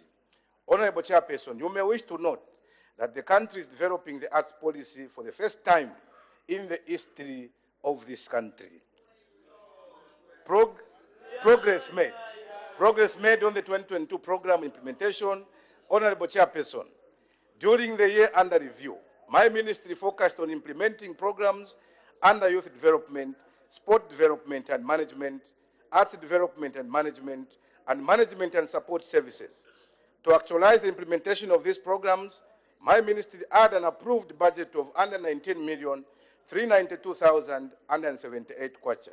Out of this budget, 14,360,950 kwacha was for personal emoluments and 105,031,228 kwacha was for the current departmental charges, grants, and infrastructure. Honorable Chairperson, I wish to report that as of 17th November 2022, under 19,392,178 kwacha had been released by the Treasury. Further, the ministry received supplementary funding of 45,250,000 kwacha earmarked for implementation of sports activities. The following achievements were recorded as at 31st October 2022. Youth development. In our quest to actualize the national youth policy, my ministry implemented two sub-programs, namely youth skills development and youth empowerment. Under the youth skills training sub-program, my ministry had an annual target of training 1,600 youth in various skills at the 23 youth resource centers under the ministry. During the period under review, my ministry facilitated the provision of skills training to over 5,287 youth. Honorable Chairperson, the Youth Empowerment Program, which is aimed at empowering registered youth organizations and enabling them to participate in the economic development of the country, had a number of empowerment activities such as the General Youth Empowerment Program, National Youth Scheme, Youth in the Transport Sector, and Graduate Empowerment Program. In this regard, the ministry empowered a total of 5,529 youth, broken down as follows: 2,415 youth with grants, 854 graduates with startup kits, 13 cooperatives translating into 230 youth under general empowerment, and 71 cooperatives translating into 2,130 youth with a fuel tanker to each cooperative on a loan basis. In order to provide policy direction in the implementation of youth empowerment programs, my ministry is in the process of reviewing the 2015 National Youth Policy and the development of National Youth Strategy. To this effect, the ministry undertook provincial consultative meetings, and a report has been developed to facilitate development of these documents. In sport development and management, Honorable Chairperson, my ministry implemented 3 sub-programs under the sport development and management program, namely sport development, regional and international games, and sport management. Honorable Chairperson, in 2022, the ministry supported over 30 different sport associations and federations to enable them to participate at both regional and international games. Further, over 500 athletes, coaches, and officials from different sport disciplines have benefited from the ministry's facilitation of funds so far. In addition, the ministry supported 25 podium performance athletes as follows. In judo, we had 8, 5 males and 3 females. In boxing, we had 8, 4 males and 4 females. And 9 in athletics, 5 males and 4 females, which enabled the country to win gold in 400 meters men, as well as silver and bronze in men's boxing, at the just ended Commonwealth Games held in Birmingham. The ministry has also continued to sensitize sports persons on the dangers of doping. In this regard, 1,600 athletes, both senior and junior athletes, were sensitized on the dangers of drugs and alcohol and on one's health and integrity in sport. In order to improve the administration of sport in the country, my ministry is in the process of reviewing the national sports policy and its implementation plan. Arts development and management. Honorable Chairperson, under the Arts Development and Management Program, the Ministry has commenced the review of the national film policy and the development of the national arts policy. You may wish to note that both policies have been developed and await validation. In order to develop the arts sector, my ministry held the National Arts Festival, which included activities and forms of arts ranging from music, film screening, theater and dance. The event drew over 1,000 participants from across the nation. The ministry continues to support artists and events in order to contribute to the development of the arts sector and the creation of employment among the youth. In this regard, my ministry supported under 19 art events, which included the Sotambe Film Festival, witnessed by Honorable Mpundu of Nkana constituency. That took place from 17th to 24th September 2022. And the Reggae Summer Music Festival that took place on the 29th October 2022, to mention but a few. Honorable Chairperson, under Management and Support Services Program, my ministry continued to implement various sub-programs aimed at providing logistical and support services to the ministry. In this vein, my ministry has commenced the review of the 2016-2021 Strategic Plan and development of the 2022-2026 Strategic Plan in order to align it to the 80th National Development Plan.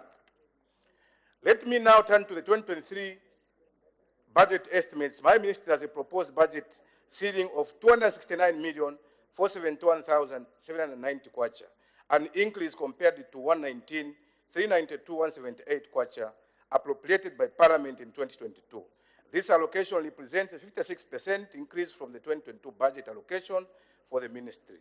Out of this amount, the ministry is proposing the following apportionments: 90,114,227 kwacha for youth development, 8,307,766 kwacha for arts development and management, 125,493,276 kwacha for sport development and management, and 45,556,521 kwacha for management and support services. The above stated programs will be implemented as follows. In youth development, Honorable Chairperson, government believes that there is need to adequately invest in the youth in order for the country to benefit from the demographic dividend of the youth population. 35% of Zambia's population accounts for the youth, who have the potential to contribute towards national development. With the right empowerment to this end, we are going to expend 90,114,227 kwacha to facilitate the implementation of 3 youth development sub-programs, namely youth skills development, youth empowerment, and infrastructure development. Honorable Chairperson, under this sub-program, we have an allocation of 7,614,514 kwacha, which will be provided as grants to youth resource centers and also used for undertaking inspections of the skills training programs in the youth resource centers. The youth resource centers have been established to provide skills training to the out-of-school and the never-been-to-school youth. To provide this service, the ministry currently has 23 youth resource training centers. Order, Honorable Minister. Time is up.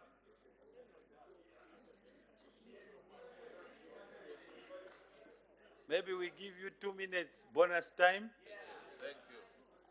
Thank you very much, Honorable Chairperson. Under infrastructure development, which is very important,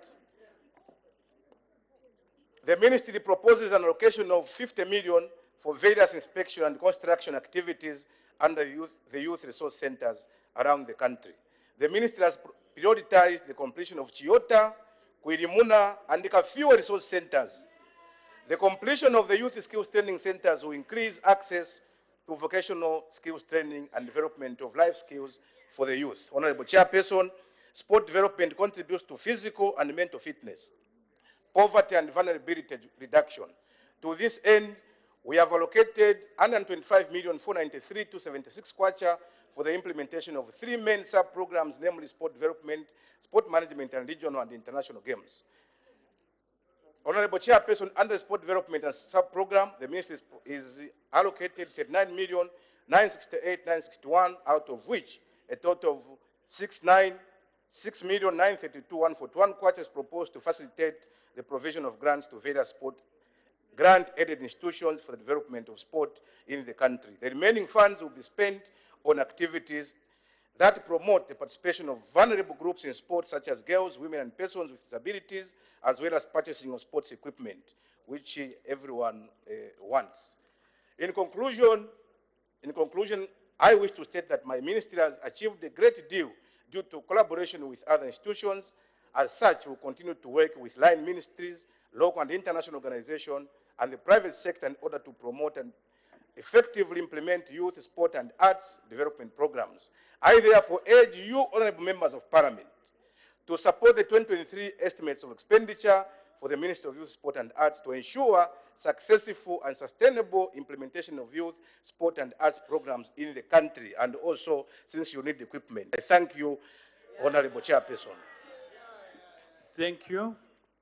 Some of you that have indicated you'll be surprised because I may not pick you. The chief government whip has availed us a list, and also the deputy whip for the independent Seron MP has also availed us a list. So, Honorable Munia Zulu. Thank you, Mr. Chairperson, and taking advantage of the floor to debate this head, permit me to congratulate Mr. Greg Lubesha for having won as President of Zambia Golf Union on Sunday in Kitwe, a sport that has not been catered for in this head. Mr. Chairperson, permit me also to congratulate Sam from Team Tiko Sesa for having won the tournament in Kitwe for scoring 44 points against the owners of Vunkana Golf Club. And we had hoped that we'll have had the Minister of Youth and Sports present because it attracted players from across the country.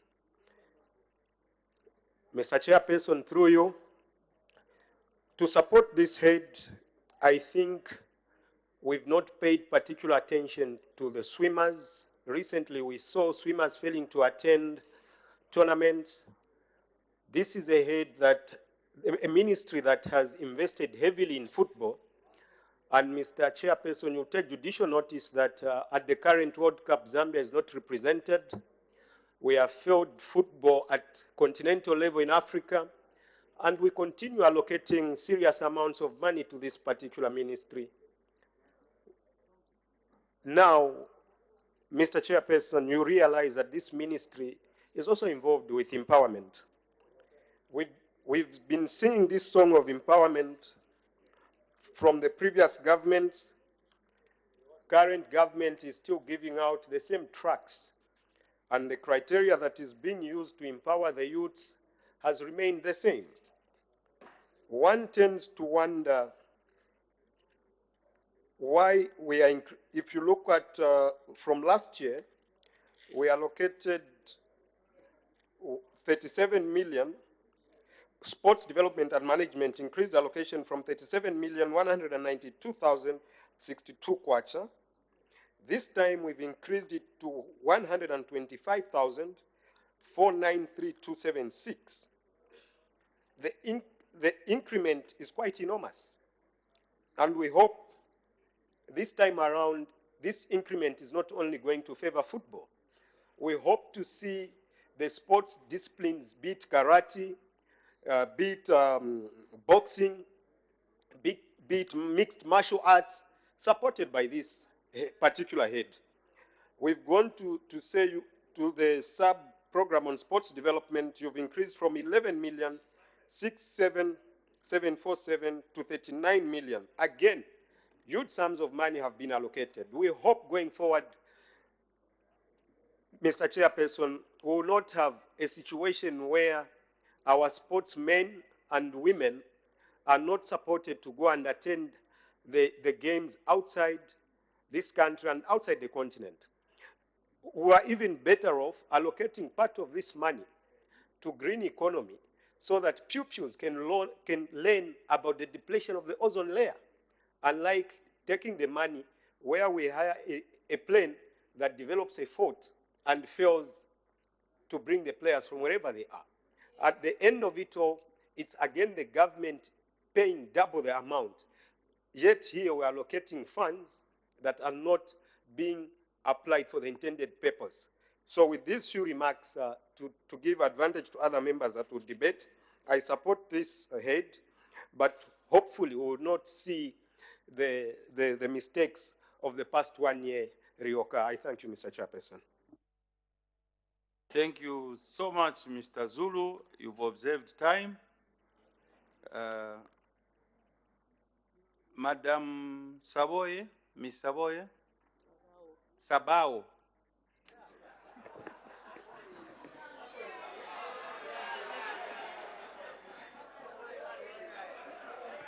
Thank you, Mr. Chairperson, for giving the people of Skankata to add a voice on this very important head 76. This ministry is a very important ministry. A good planner will plan for today and tomorrow. This is the work of this ministry. Mr. Chairperson, let me use this opportunity to appreciate the minister for his good policy statement. Under his leadership, we've seen that the players are getting their allowances on time. Under his leadership, the women's football team has won. It means that the future of young people under his ministry is bright because he has the heart for the young people. Mr. Chairperson, under this budget, there is a component of infrastructure development. Before we talk of skills training, we need to have good infrastructure, which is well equipped and they have good trainers. In Chikankata, Mr. Chairperson, we don't have any skills training. We don't have a resource center. But under this budget, I'm seeing a good future for the young people of Chikankata. Because of lack of skills training in our rural constituencies, we've had a challenge among the young girls. There's the high levels of teenager pregnancy because they don't have a skill to help them to do what they want in their lives. Meanwhile, they have the spirit to do, but the opportunity is not given to them. On youth empowerment, Mr. Chairperson, in this country, under this department, they have been receiving a lot of money, even under the MMD government, PF government. But the challenge has been how this money has been implemented, starting from the people who are giving at the ministry to the receivers. Why I say so?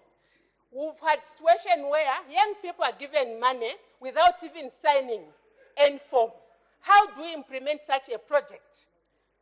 Mr. Chairperson, I urge the ministry to come up with a good structure on how they'll be implementing resources that have been allocated to this department. Because the role of giving the young people is to change the mindset to be entrepreneurs. The most richest person in the world is an entrepreneur. And if we empower the young people today, we empower the future. Under the new Dawn government, we don't want the mindset of Tantameni. We want the young people to work on their own. Order. Tantameni means that can you queue Order. As the time is 16:40 hours, I suspend business for 20 minutes for health break. Well, Chikankata Member of Parliament Jacqueline Sabao adding her voice to head 76, the Ministry of Youth, Sport and Arts that is under consideration. And the House has gone on a 20 minutes health break. So we'll be back just before the House resumes its business.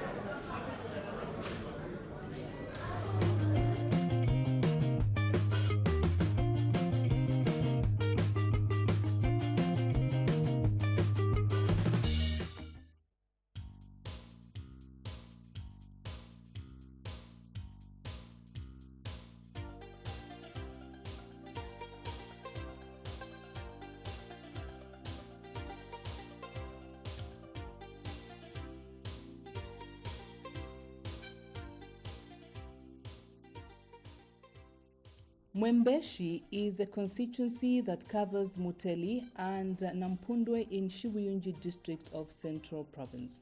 The distance between Lusaka and Mwembeshi is 45.3 kilometers. Mining and farming are some of the major economic activities in this constituency.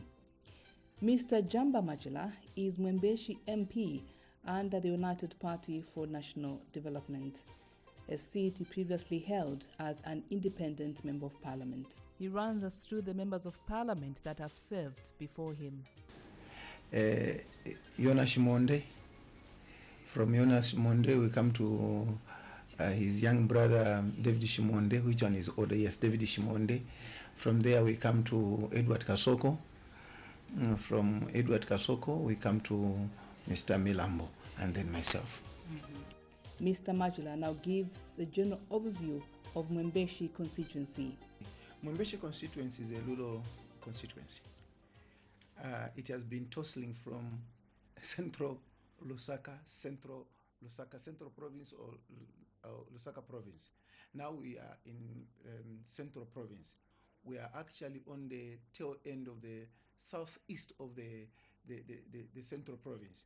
Now if you are to go to Mwembeshi constituency, you go west as you are going to Mongu. You pass through the constituency Chilanga. You cross Chilanga, you enter into Katuba, then you are in Mwembeshi constituency. But if you are going to use from, as you go 22 kilometers away from the town center along Mombwa Road, you turn going on your left, you 8 kilometers, you are in Mwembeshi.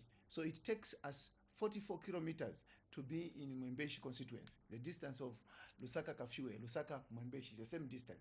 So we actually have got 10 wards. It goes up to Nangoma. Then the road, the inside road is a gravel road, which cutters 3/4 of the wards.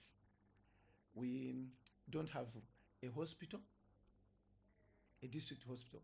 So when we're talking about Mwembeshi, we are talking about Shibuyunji. Shibuyunji is a district. The same district is the same boundary of the constituency. So in this district, which is a constituency, we don't have a district hospital. We basically don't have any boarding school. Boarding school, like when you say Mumba boarding school or Chongwe boarding school, or say these boarding schools in districts, we don't have one like that. Of course, we are endowed with natural resources. We are actually in the GMA of the Kafue National Park by the floodplains of the Kafue River. We are also endowed with a lot of minerals. We can talk about copper, you can talk of pyrite, you can talk of iron ore, and some traces of gold are there. Then other natural resources, the land itself for farming, because there's a lot of land for farming where we have got people who are doing cane, sugar, and also just growing maize. We also have pastoral lands, because these people, as the constituency is called Mwembehi, meaning Kachema, meaning people who are cattle keepers. So you have got the floodplains, we have got a lot of cattle. So on the other side is the other side, Mazabuka and Magoye, we have got the floodplains. The other side is where Mwembeshi is, we have got the floodplains. So this is where how it is situated. Of course, the town, the hubs, the centers of hub where economical activities are happening so much is Nampundwe area, where the mines is Nampundwe mine for KCM. There's a lot of huge numbers of people residing there because the sugar company and the mining area is one central area. But the rest of the area has got a lot of these peasant farmers who are just growing maize and cotton and all that things. Mwembeshi constituency faces many challenges such as limited schools, poor road infrastructure, as the Mwembeshi lawmaker explains. One of the biggest challenges we have got in agriculture is that the land which people are now doing the agriculture is not titled. These are traditional lands and they are doing traditional farming. So we find that one, in terms of the input, trying to produce according to the land hectareage, the output is too low. Why? These are just peasant farmers. So in agriculture terms, we find one, the people don't have the capacity in terms of the monies to buy the agricultural utilities which they are going to use. They are still using hoes, they don't have tractors, they want to farm inputs like fertilizer, they've got problems into that. So the agriculture sector in terms of crop is actually hindered with no inputs and a lot of problems in how to do those things. The same agriculture, we can go to livestock. We don't have enough deep tanks. We don't have enough deep tanks. You find that a lot of people have got animals, but they're still keeping animals the traditional way. You find someone has got 10 animals this year, 10 years down the line, you still have got 10 animals. The breeding center, we have got a breeding center in Kawama. That breeding center has got no effect to the people who are living around. You find these people, they don't know that animals are supposed to breed annually. Every year have got a dropping. Every year have got they don't know that. So we have got a challenge in these things in trying to educate the people how we can harness these wetlands which are able to produce huge tonnages of meat and which you can sell into the European market. Let me come to the challenges of health. You will not one thing that we don't have a hospital. Our referral point is Levi Mwanawasa or the UTH. If there is any complication, let's say a mother is giving birth and there's a complication, they have to move that person, you can imagine, on a gravel road, 22 kilometers, 34 kilometers, sometimes as far as 40 kilometers on gravel road, rushing coming to Levi Hospital or going to the UTH. That is a very big challenge. Though now we are trying to build a lot of these clinics around dotted in each ward, want to have a health post in each ward, health post. But the major thing which you are looking at is a district hospital, which we need to build at an area called Jimbotera. Let me come to the mining activities. You will note that even when there are traces of gold, people don't know how to get these licenses.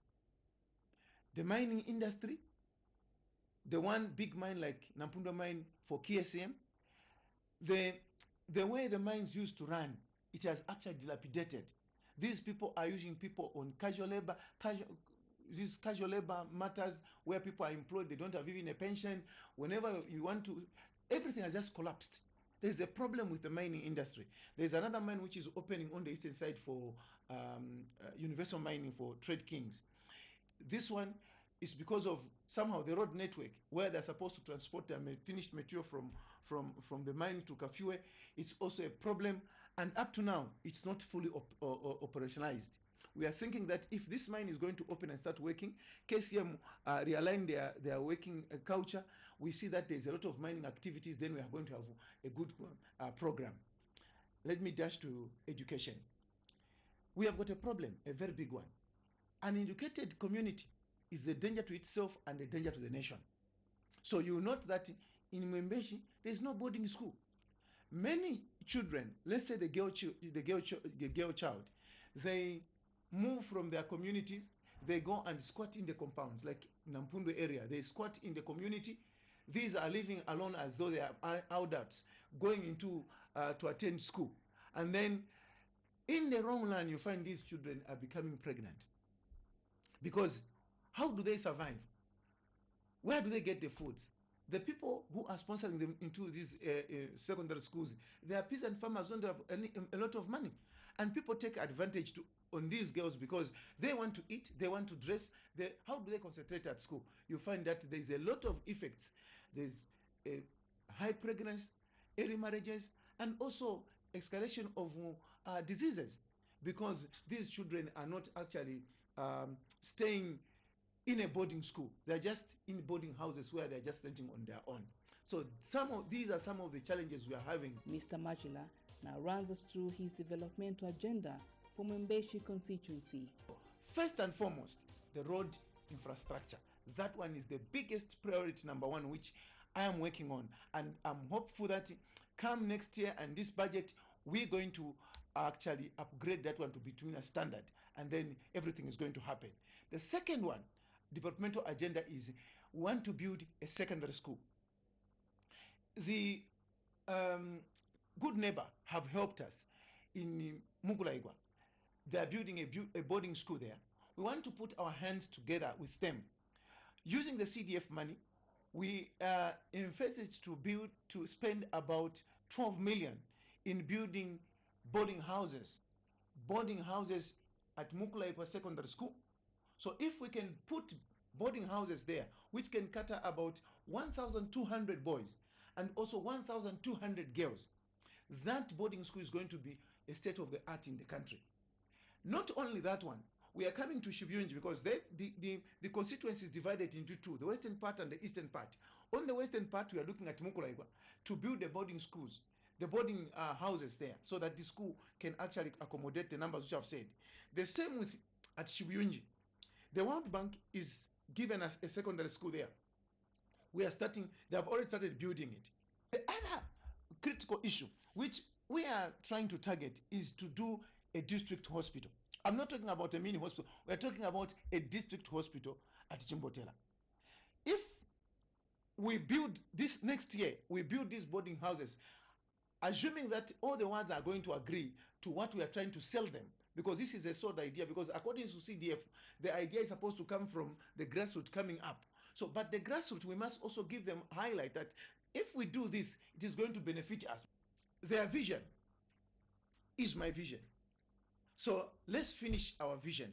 This vision of trying to open road, hospital, and secondary schools. These things, let us see them built. And they working together with me. Their vision, if we work together, we are going to make sure that at least we score. By the end of 2026, these things done, then we are home and run. We want to live a better Mwembeshi than ever before. Ms. Masiliso Muyangwa is Administrative Assistant for Mwembeshi constituency. She now talks about her role and implores on the Mwembeshi constituents to make use of the constituency office. Our role basically is just to facilitate the works of the Honorable Member of Parliament. Yes. And when people bring issues here, we are the ones to take note, inform him. Any feedback, we get the feedback, give it to the people, and it helps the MP as well in his debates. Whatever issues are brought, we tell him if he's not in the office. The office is important in that it creates, or rather strengthens, the link in between the constituents, the Member of Parliament, and Parliament itself. So generally it helps out in strengthening that link. It bridges the link in between the constituents and the Parliament. But the people, at least they know to say when they come here what kind of services they'll get from here. Yes, so it's not bad. The people of Mwembeshi, though we also need to do a bit of some sensitization here and there, but the people know what they're supposed to do, how to use the office. We've done a bit of sensitization in the past. Yes. The constituents office helps to bridge the gap between the area Member of Parliament and constituents, hence fostering development in the area.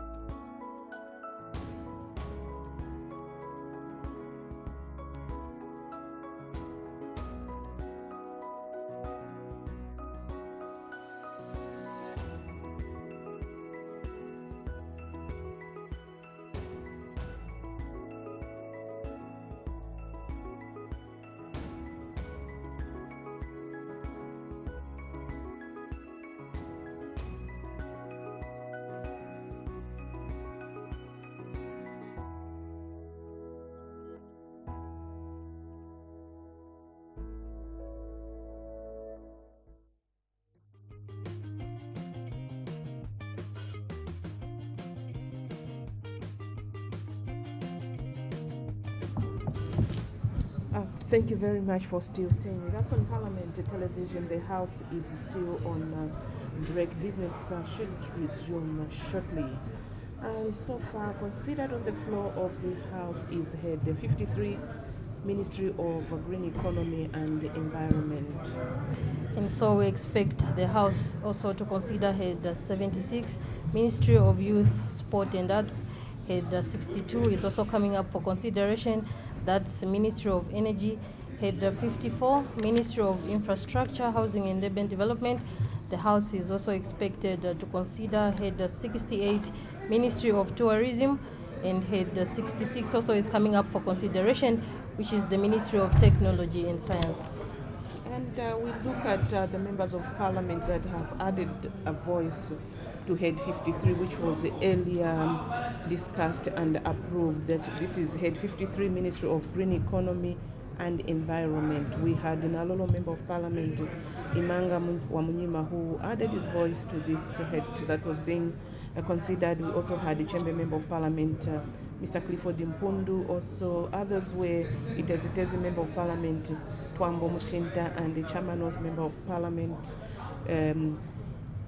Mr. Yota Mutaya Chalo, as well as the Kabwe Central Member of Parliament, Chrysosta Halwindi, and Lumezi Member of Parliament, or rather, not Lumezi, but Nyimba Member of Parliament, Menyani Zulu.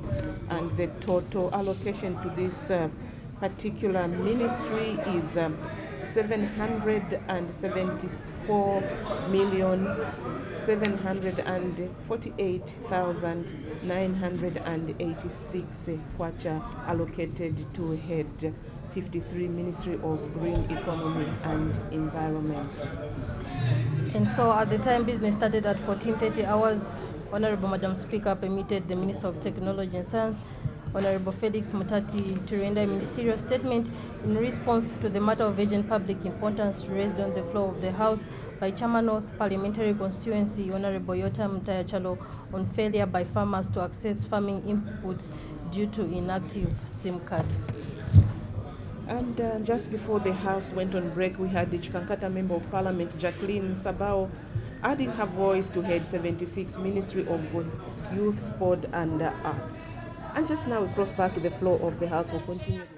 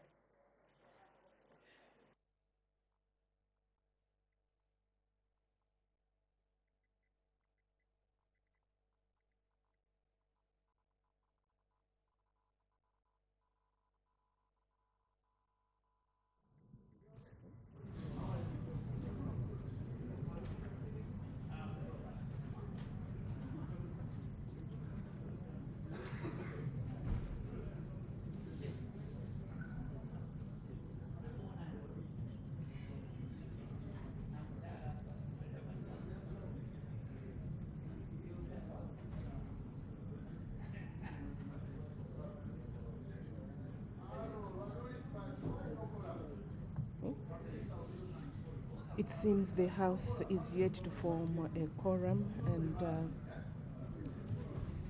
under consideration just before the House went on break was head 76, Ministry of Youth, Sport and Arts. And the Minister of Youth, Sport and Arts has rendered his ministerial statement, and following debates from members of parliament who are going to add their voice to this particular head that will be under consideration. And so far we've had two members of parliament add their voice. We had Lumezi Member of Parliament Munia Zulu and Chikankata Member of Parliament Jacqueline Sabao, who was on the floor at the time the House went on break. And still to come, we have head 66, Ministry of Energy. Head 54 is also coming up for consideration. That's Ministry of Infrastructure, Housing and Urban Development.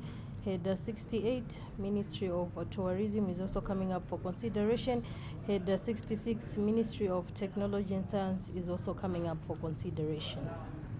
And earlier, Matimba, we had a ministerial statement rendered by the Minister of Science and Technology, Honorable Felix Mutati, and this was in response to the matter of urgent public importance raised on the floor of the House by Chairman North Member of Parliament Honorable Yotam Mutayachalo on failure by farmers to access farming inputs due to inactive SIM cards. And of course, there were follow-up questions following this statement that was rendered by the minister. And the House is yet to form a quorum, and then afterwards, business of the House will resume.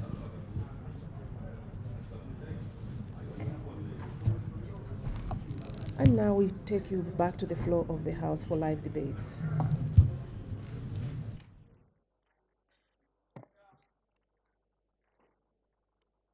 When business was suspended, the Committee of Supply was considering Head 76, Minister of Youth, Sport and Arts, and Ms. Sabao, Member of Parliament for Chikankata, was debating. May the Honorable Member continue. Thank you, Mr. Chairperson. Like I was saying, I said, under the new Dawn government, we want to remove the syndrome of tantamen, meaning that you tell the youth to queue for them to get something from you. Under the new Dawn government, our vision is to see a youth who is resourceful, because youth are a resource to society. But what we saw in the past, we saw a youth who became a problem to society because of how projects were being handled. So I urge the Ministry of Youth that they have to come up with a good structure when they are giving out empowerment to the young people. On sports development, Mr. Chairperson, according to this budget, this is the department that has received the largest chunk of money. However, I'm a sad person, Mr. Chairperson.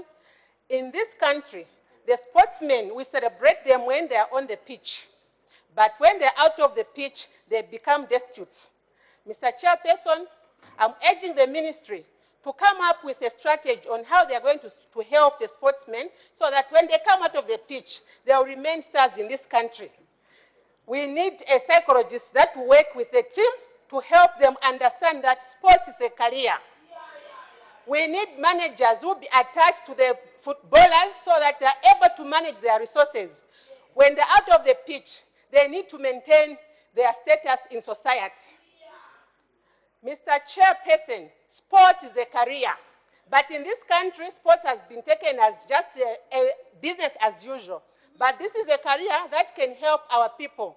Hence, if we attach them to managers who will be their mentors to help them be good people even after sports.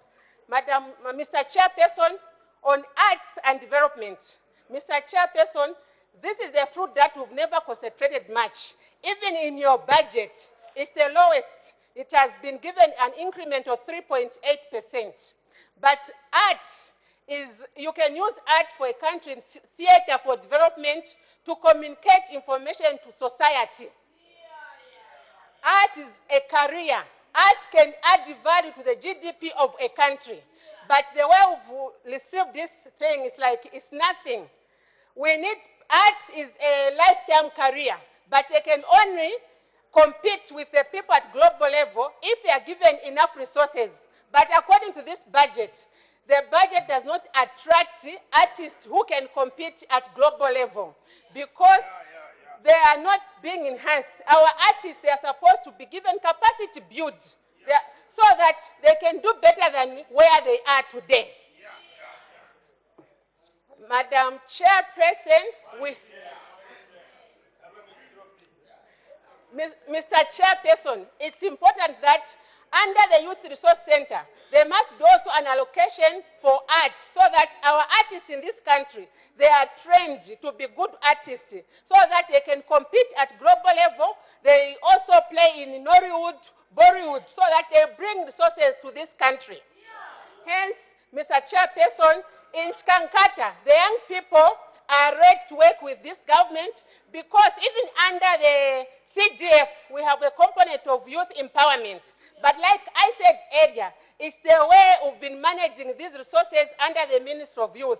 It's important that you also capacitate your planning department under the Ministry of Youth so that before you release the resources to the young people, there must be a proper monitoring and implementing to used under this fund. With these few remarks, Mr. Chairperson, I support this important head. I thank you. Mr. Fube.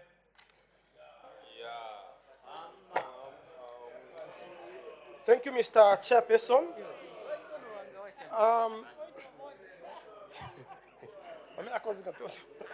Thank you, Mr. Chairperson. I want to start with the strategy that has been laid down in the budget, which is about youth empowerment through vocational and skills training, which to me does not capture the heterogeneous nature of young people.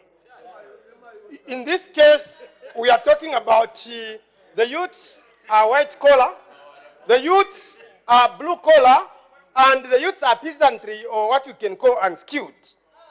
To me, the budget mainly is targeting the where my concentration is the 90 million 114,227, which among other things targets youth skills development, youth empowerment, and infrastructure. Mr. Chair, whereas the skills, to address the skills gap is important, we also need to know that since this ministry has been anchored with two cluster areas from the 8th National Development Plan, which is economic transformation and job creation, human and social development, this means that we need to have strategies that should work towards that. I think the ministry is sitting on 3 documents that were produced in about 4 years ago, which are supposed to guide. And these documents guide in different areas. And among one of all the factors that we are supposed to talk about is inclusivity. Mr. Chair, I am sorry to say that when we talk about youth, is the age group between 15 to 35. Allow me to talk about what I have observed on the tankers. Yeah, the tankers, the initial arrangement was that they were given the fuel tankers to qualify. The subcontractor was Capesica, who was supposed to run the tankers. When the tankers were found, there were more tankers that were procured to add on top. But of course, we saw that political patronage crept in to see some of people who do not even qualify to be youths deceiving. There is that cantankerous cadre who makes a lot of noise on social media. Is one of the beneficiaries.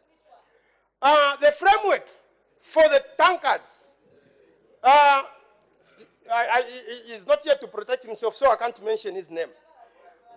The framework for beneficiaries was supposed to be drawn like this. Capesica to benefit, then the suppliers, then the youths. As we speak, the minister maybe may confirm to this house why they have removed the tracking system for the tankers. Because why the tracking system was installed is an issue of income value versus economic activities, so that they can monitor on the computers to see how they are going. Now, looking at the minister allocation of the 269, 471, 790 million, we need to know how we can spend the money, and because where we are spending the money, it counts. I would bring you to the outputs that is supposed to target this budget. You find that where they are saying they will train 3,000 youths, then those that are going to be empowered with startup kits are just 500. To me, those are very confusing outputs. The issue here is quantitative factors versus qualitative factors. I have in mind the money that has been allocated to King George, which I still feel and convinced that the money that has been allocated to King George is not enough. King George is an institution that is supposed to train youths, even in leadership, but it has gotten 571,385. And when we look at the outputs there, it has not been taken care of. We have got 25 operational youth centers. And when you look at the schedule on even sports that has been glorified, you can imagine countrywide community sports, we are going to have only 10 activities. Nimwakalingalinga. Are we targeting one place or it's a country that we are targeting? So why I'm bringing Kalingalinga because it's just one place. I'm just trying to talk about one place. So another factor, Mr. Chair, is that of research, monitoring, and evaluation. In research, monitoring, and evaluation, I'm coming back to the issue of the tanker trucks. Yes, I'm coming back to the issue of the tanker trucks, which are supposed to empower young people. If we are to talk about monitoring, evaluation, and research, meaning we have already allocated 933,720. When we are pumping money in the youths by all strata and value, especially that we are talking about young people, those who are in education facilities, those who are unskilled, and those that are white or blue collar, meaning we are supposed to cater for young people in different categories so that they give life to the economy. But you see that even when young people are supposed to have an opportunity like census, they are being troubled. We have heard of all sorts of causes of how DCs, some of the DCs, of course, not all of them, we are negotiating with these young people so that they have a cut out of the small money that young people want to talk about. Mr. Chairman, I also have other life opportunities in mind, like recruitment of teachers as well as health workers. As we speak, there are a lot of young people that appeared in newspapers that have not gotten their appointment letters to go and work at a particular workstation because they do not have anyone to stand for them. And I think learning a system like that is not very good.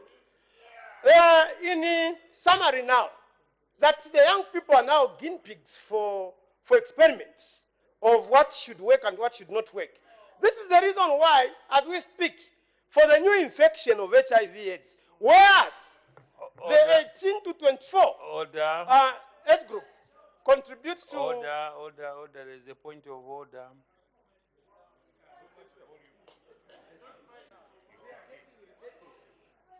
Mr. Speaker, Mr. Chairman, thank you very much.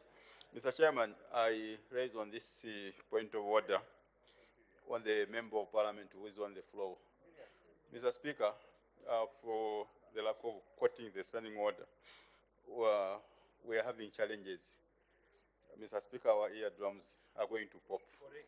Is the honorable member on the floor, Mr. Chairman, in order to be shouting as if his colleagues are very far from this house. Mr. Chairman, we seek your serious ruling on this matter. But you didn't cite what has been breached.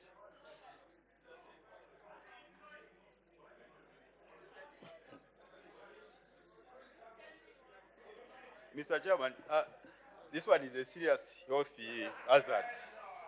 And it's not provided, I do admit, but it's a health hazard, Mr. Speaker, for the members here. So, Mr. Speaker, with your indulgence, we seek your serious ruling on this matter. Now, honorable member, you're out of order because you didn't cite anything that has been breached. Though it's advised that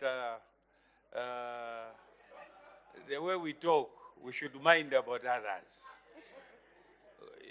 As we talk, we should know that we are in Parliament, so that we sound orderly.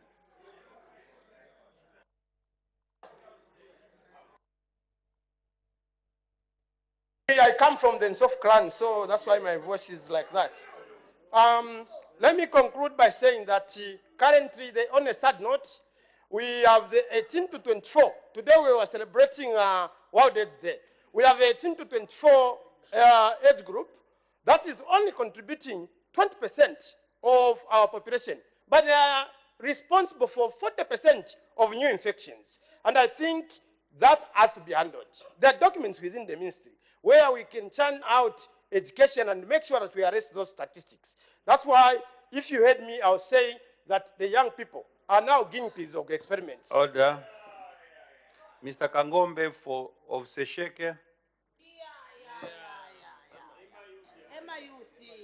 Thank you so much, Mr. Chairman. I think there's nothing for the youths without the youths. And I'm happy that this government has realized the importance of inclusiveness, especially on the aspect of youths. From the policy statement that the minister has read, you can categorically see the direction of this new Dawn administration with regards to the inclusiveness of the youths. Mr. Chairperson, I must make mention from onset that I do support this particular head, and I want to thank the Minister of Finance as well as the Minister in charge of the youths for having set the bar too high from the time he became the Minister of Youths.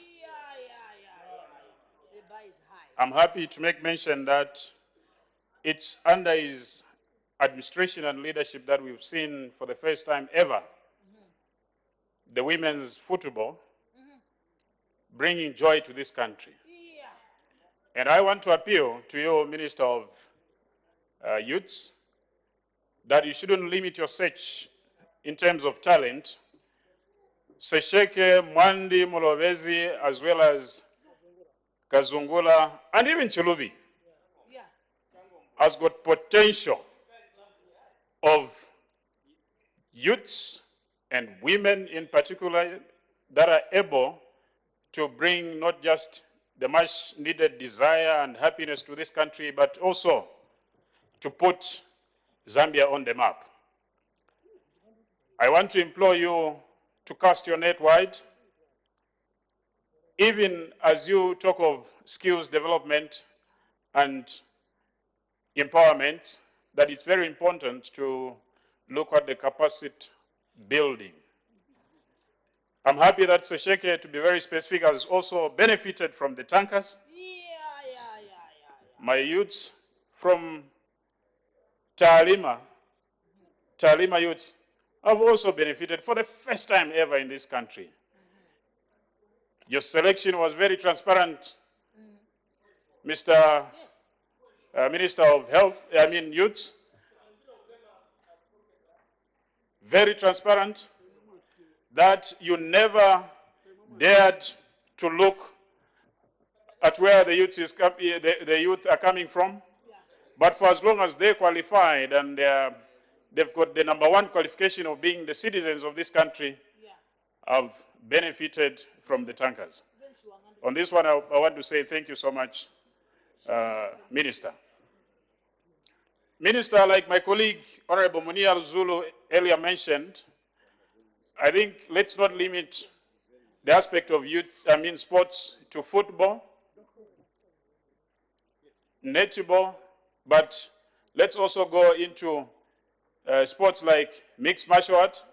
I'm happy that my brother Munia Zulu at one point declared that he can be a coach to some of these youths.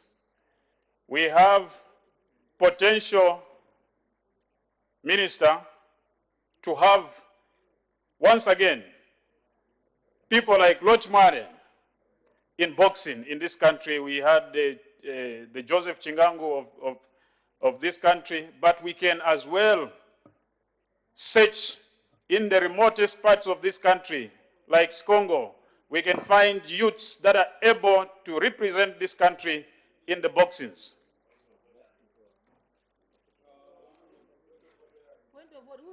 Minister, like I mentioned earlier on, your policy statement is encompassing round about all these members of parliament here. And I just want to urge you to continue on that trajectory, bring joy to this country by searching for these talents that the previous regimes that have been there were unable to. I don't want to waste all the minutes that have been given to me so that I can give room to others. But like I mentioned from onset, I support you, I support the head, and I support all the programs that this government has on behalf of the youth of this country. As a youth myself, I thank you. Mr. Kasandwe.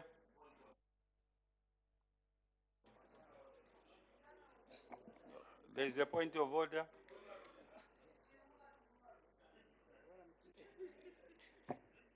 Mr. Chairperson, I rise on a point of order citing 202, which refers to privileges that members of parliament are entitled to.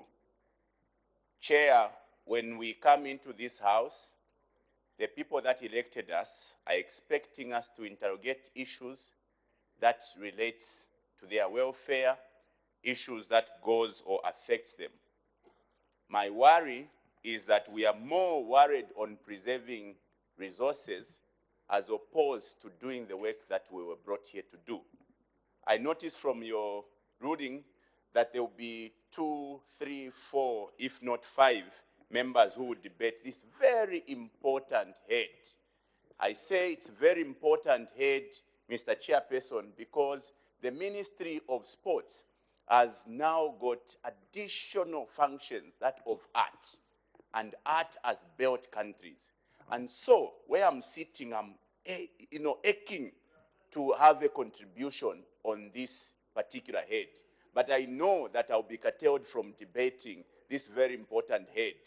So, I put it to you, Chairperson, is the House in order that we must take away the right and privileges of members of parliament to come here and debate and represent the people that brought us here by curtailing members from having an opportunity to debate such very important heads or budgetary provisions as the one we are about to allocate or approve to the Ministry of Sport.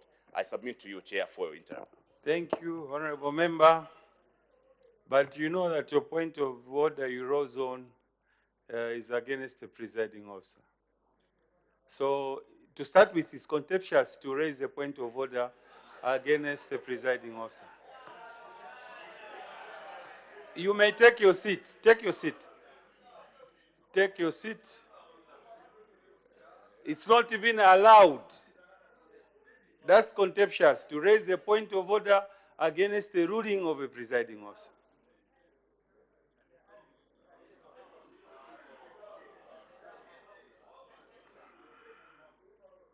Honorable Member, take your seat. I think I've guided you. May the Honorable Member who was on the floor continue.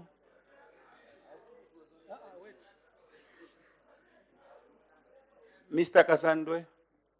Mr. Chairperson, thank you very much for the opportunity given to the people of Bangweulu to just reflect on the budget allocation for the Ministry of Youth and Arts for the budget 2023. Minister, I'm looking at the allocation for youth skills development, which is a meager 7.8 million, which, in my opinion, in my considered view, cannot develop the youth skills in this country. And I also want to put into categories the youths that we may be targeting, because many are the times that we only target a specific type of youths. Honorable Minister, there are those young people who have never stepped their foot in the structured education system. They are young people. They are also the young people that drop off at grade 7. And there are those who drop off at grade 9. And there are also those who drop at grade 12, and others who manage to complete grade 12 do not make it to tertiary education. And then when we talk about skills training, we are talking about investing in the young people so much that they can transform the economy of this country and create wealth amongst themselves. I also want to talk about the issue of cooperatives and empowerment.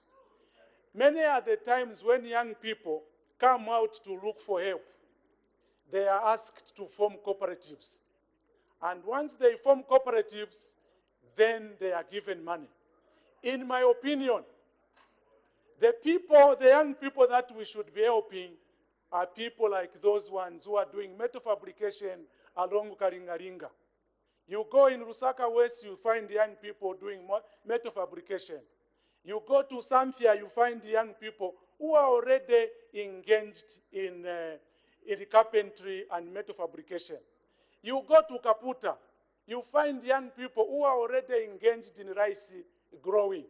So these are the young people that we already know are engaged in economic activities where we deliberately need to put money, not to go and start looking for young people who have no intention whatsoever to form cooperatives. Those are the ones you're asking to form cooperatives, and they have no idea of what a business plan may look like. So I am encouraging you, Honorable Minister, that going forward, we already have young people who have engaged them in various skills activities. Create industrial yards for them. There are so many buildings throughout the country which are abandoned, which you can transform and turn into industrial yards where you can now relocate all these people. I've given you an example of the young people that are along Karingaringa Road. Find a space for them. Buy machinery for them.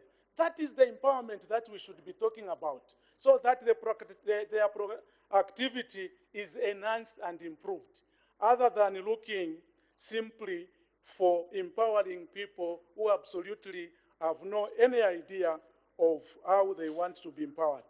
I also want to talk about integrated empowerment programs for the youth. Minister, you discover that empowerment for young people is spread almost through all the ministries. There is youth empowerment at community development, the youth empowerment at CDF, youth empowerment at fisheries and livestock. Why can't this money be put in one pool so that you integrate all these empowerments so much that government comes up with a structured empowerment program? And this empowerment program should be connected to the labor market. Okay? So as I've always been debating in this house, any skill that you put resources into should be connected to the bigger picture of the kind of economy we want to see as a country. But as the way stands now, monies are given all over from every direction, as we can use the term chipante pante. Kicking from all over. Honorable Minister, that's why Honorable Fube, some few months ago, brought a motion to this House to introduce the youth fund or the bank for the youth, so much that these young people with bankable projects can apply and be given money to ensure that their productivity is enhanced. Okay, so these are some of the few issues that I wanted to bring to your attention. Let us integrate the empowerment programs in one basket. And I'm also not a proponent of handouts, free gifts in terms of empowerment. Let us come up with a well-structured empowerment program for the young people so that they can contribute to the emancipation of the economy. And let me conclude by talking about also helping young people who are skilled, like I've already said, so that the youth ministry can help them to create companies. Okay? To create companies, so that they are assisted to create companies. I'll give you an example. Some few years ago, I worked for an organization that was empowering young people with skills training for free. Even in Kaputa, there were 10 youths who were trained. One was trained in plumbing, another one in metal fabrication, another one was an electrician, and those who did computer management and so on and so forth. So if we bring skills together, the ministry can help these young people to form companies, okay, as opposed to cooperatives. And business is amounting. These young people can be empowered to make desks. I remember a few days ago, the Honorable Minister for Technology and Science displayed some substandard desks there. But through the structured program that I'm talking about, your question, we have a deficit of 1 million desks. So put these youth groups together, form companies for them, so that they will be able to produce these desks that we are talking about. Okay, so Honorable Minister, these are some of the few issues that I wanted to bring to your attention, and I thank you, Mr. Chairman, for the opportunity. Thank you very much. Thank you. Mr. Banda.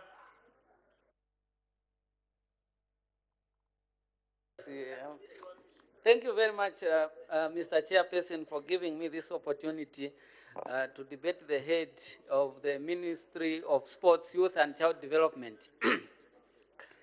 Mr. Chairperson, allow me to start by thanking the Honorable Minister for Sports for the effort that he's putting in to make sure that the Zambian youth becomes relevant. Really, Honorable Minister, I thank you for that, and the people of Muchinga, the youths, are thanking you. Allow me also to thank the New Dawn government for showing the love to the Zambian youths. You know, a lot of youths have been... Point of order. Point of order, sir. A lot of youths have been employed under the New Dawn government, and this is what we have been lacking. Order.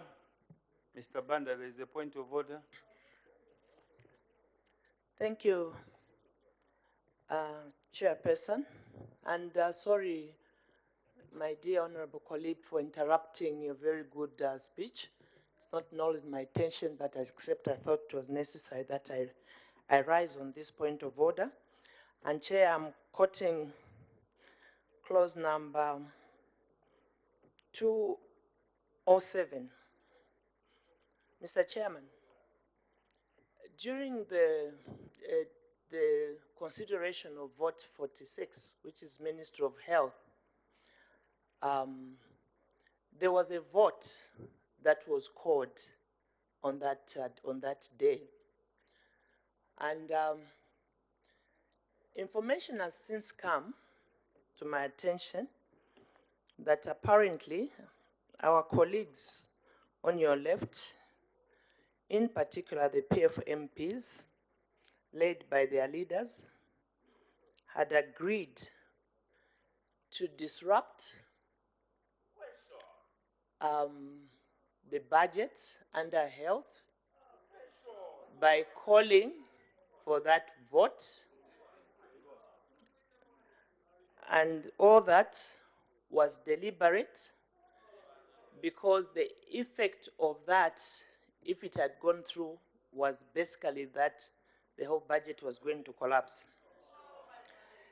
I'm calling on this point of order, Mr. Chairman, and I'll read this clause. It says, contempt of the House refers to an act, omission, or conduct which obstructs or impedes either the House or members or officer in the discharge of their duties.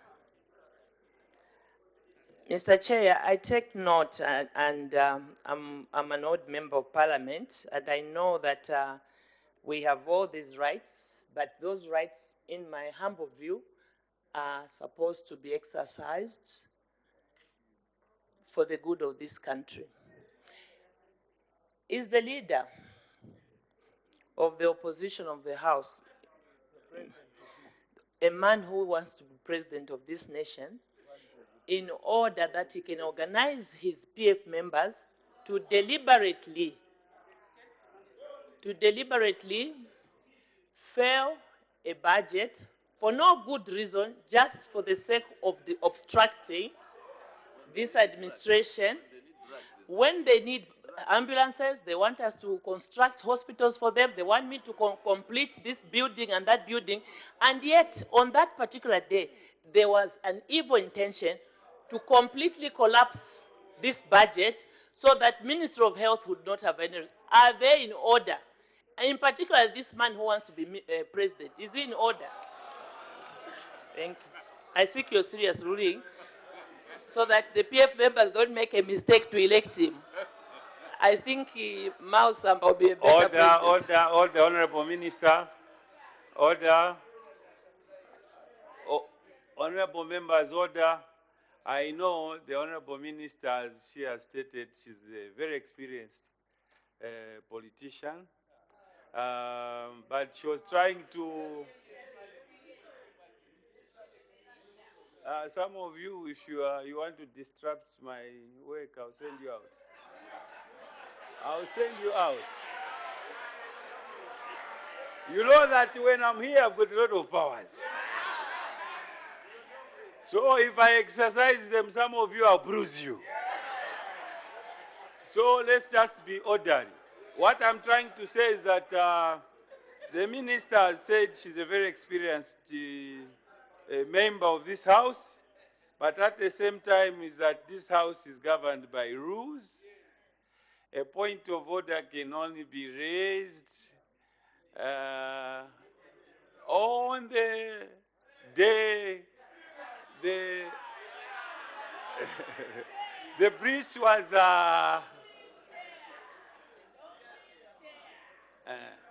so I think she stated her point. I think she knew what she was doing, but she delivered the point. I think all of us as Zambians, let's ensure that this business is transacted in a manner that people in the villages will benefit. Any member of parliament who wants to sabotage the budget, then he's not Zambian. If you are Zambian with your salt, you should ensure that this budget goes through. There was a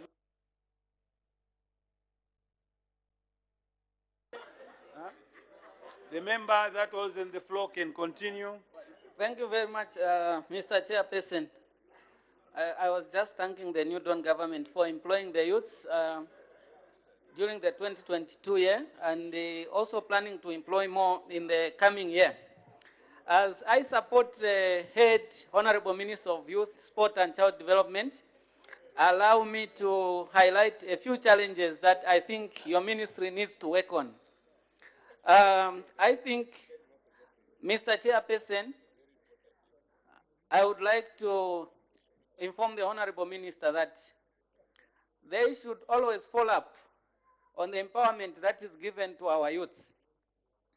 We have cases where a club or a cooperative has been allocated something, and then the beneficiaries ends up to be another team of people whose names are not in your database. I have a case in my constituency, which happened in 2020, I'm sure, where a club called Tieseko Youth Club was allocated 250,000. They did everything that was required of them, and at the end, they were told to go and wait for the money to be deposited in their account so that they buy a Rosamin bus. To date, the bus hasn't been delivered. And at one point, they received a call suspected to be from the provincial administration, asking them if they bought a bus and how it is working. But to their surprise, nothing came to them. This means some people might have gotten the money and bought the bus. So you need to do a lot of, follow-ups to these projects that you give our youths. And that's the first point, Honorable Minister. The second point I want to highlight to you that most of our youths that are vulnerable in rural areas, I, being a rural constituency MP, I know how many youths are in need of empowerment from your ministry. A lot of our youths can do better in agriculture, buy more tractors, more farming equipment, and give these youths through their clubs and cooperatives. They are going to make a lot of money, and they are going to change a lot of, they are going to change their lives. I appreciate that government through your ministry is buying tankers and buses. But we should also look at those youths who are in the village, just like my fellow MP said, that we have the youths who have never been to school. And those youths have been into farming. Farming doesn't need someone to have been to school. So please look into the issue of buying more tractors, plows, cattle, and so forth and so on. They can do much better even in fish farming. Honorable Chairperson, sorry, Mr. Chairperson, to the Honorable Minister of Sports and Youth Child Development, I would also want to bring it to your attention that your ministry needs to put up a lot. Why are you touching me? What are you putting? Eh? He's touching me. I don't know. Mr. Chairperson, am I safe here? He's touching my shoe. I don't know what he's putting in. He's Bemba man, you know.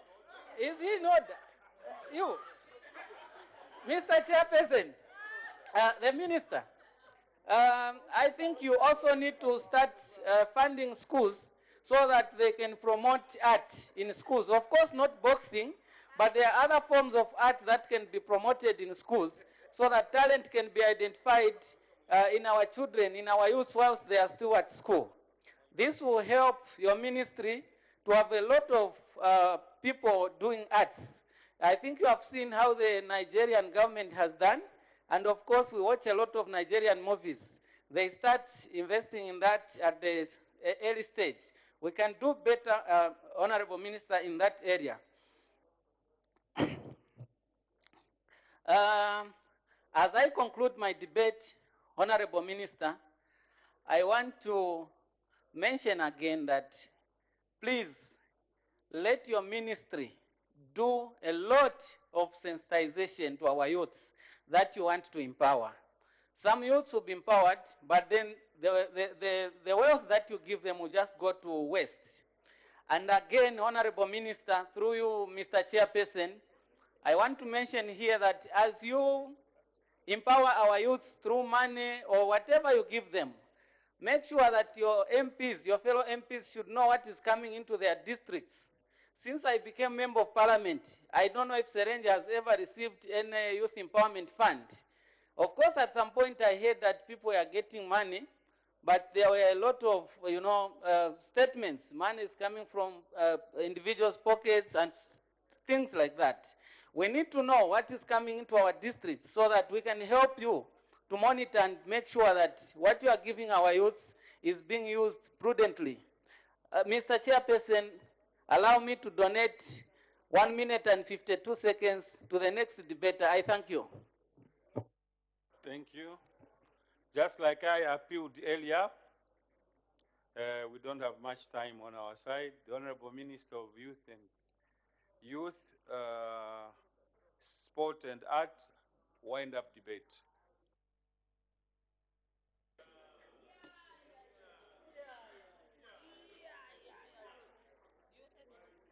Thank you very much, Honorable Chairperson. I want to thank all members of Parliament, those that have debated, even those that were just listening. But I'll start by saying, Honorable Chairperson, the level of desperation of some of your members on your left, some of the members on your left. Some, are you the one? Some of the members on your left is very alarming. Why I've said this is, no, I am answering to some of the issues that came. That we had chartered the plane. Honorable Minister, we are always allowed to debate in the third person. Let's ensure that the environment is conducive for all, because what will happen is that we'll create animosity in the House. And who is the Honorable Member? No, but you don't. Why do you debate while he's sitting? If you want, I think, Honorable Member, go outside. Mr. Mtali, Sergeant at arms, ensure that he's out.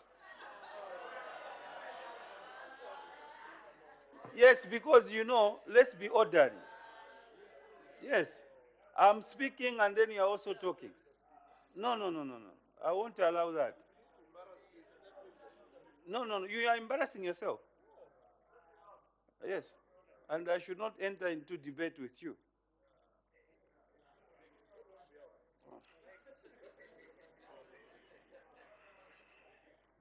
So the Honourable Minister, you can continue. Thank you, Honorable Chair. Chair, there are some issues that has been raised by some members of Parliament which we need to answer to.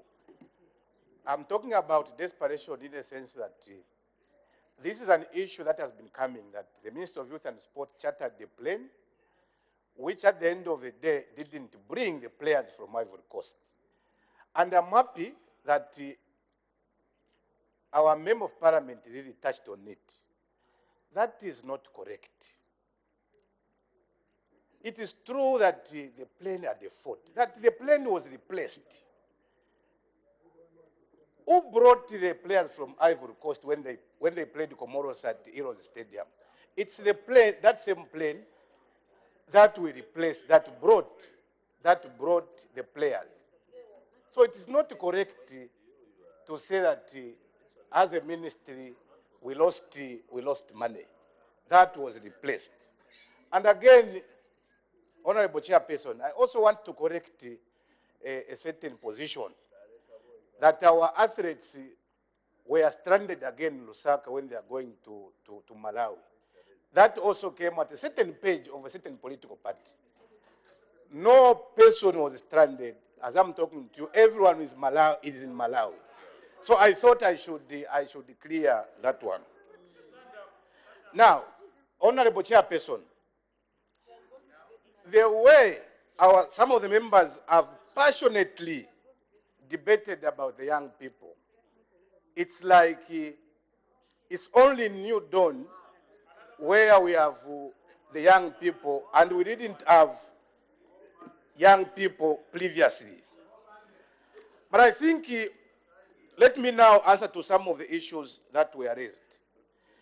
Honorable Chairperson, this is the government that has shown inclusiveness when it comes to sports. The president has been very categorical.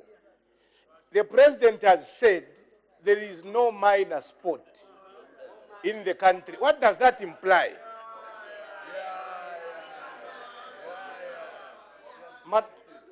Honorable Chairperson, my time is running. I hope you will be given some because of some disruptions.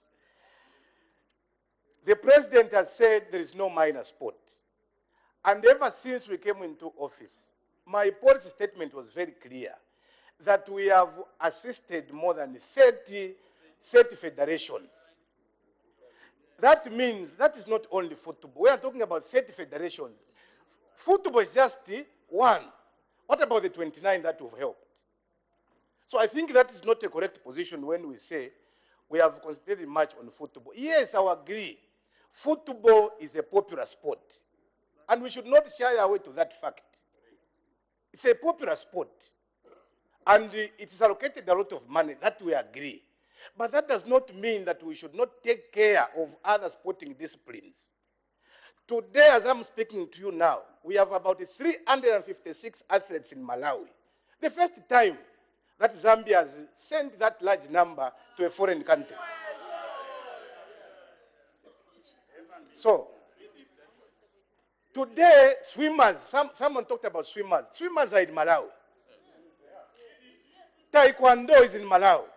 Judo is in Malawi. Football is in Malawi, both girls and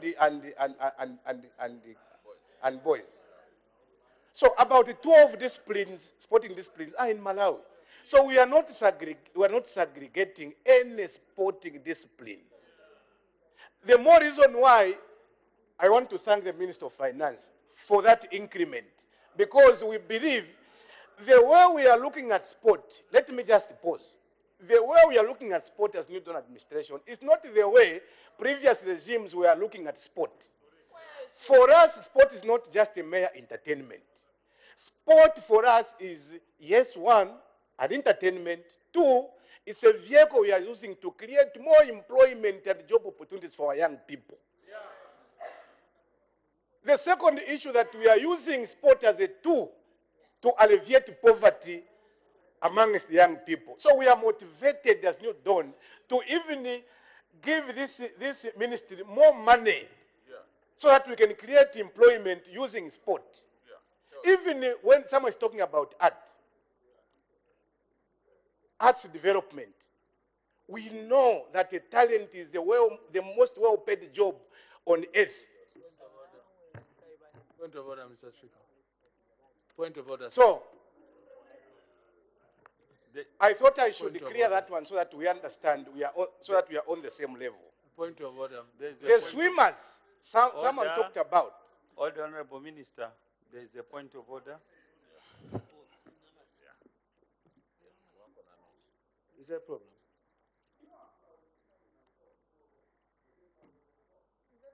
It's a point of order. My point of order, Mr. Speaker, if I have erred, I want to seek advance forgiveness, because I suspect that maybe I was dozing, but in case I wasn't, I heard you order someone to leave the chamber, and from PF, but I don't know who it was, Mr. Speaker. And is he? Can I finish my point of order, Mr. Speaker? No, he's there. My point of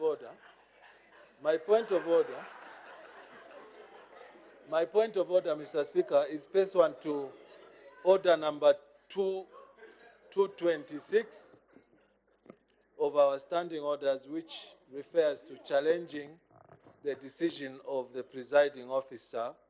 And I will read that A member who wishes to challenge the decision of a presiding officer shall move a substantive motion.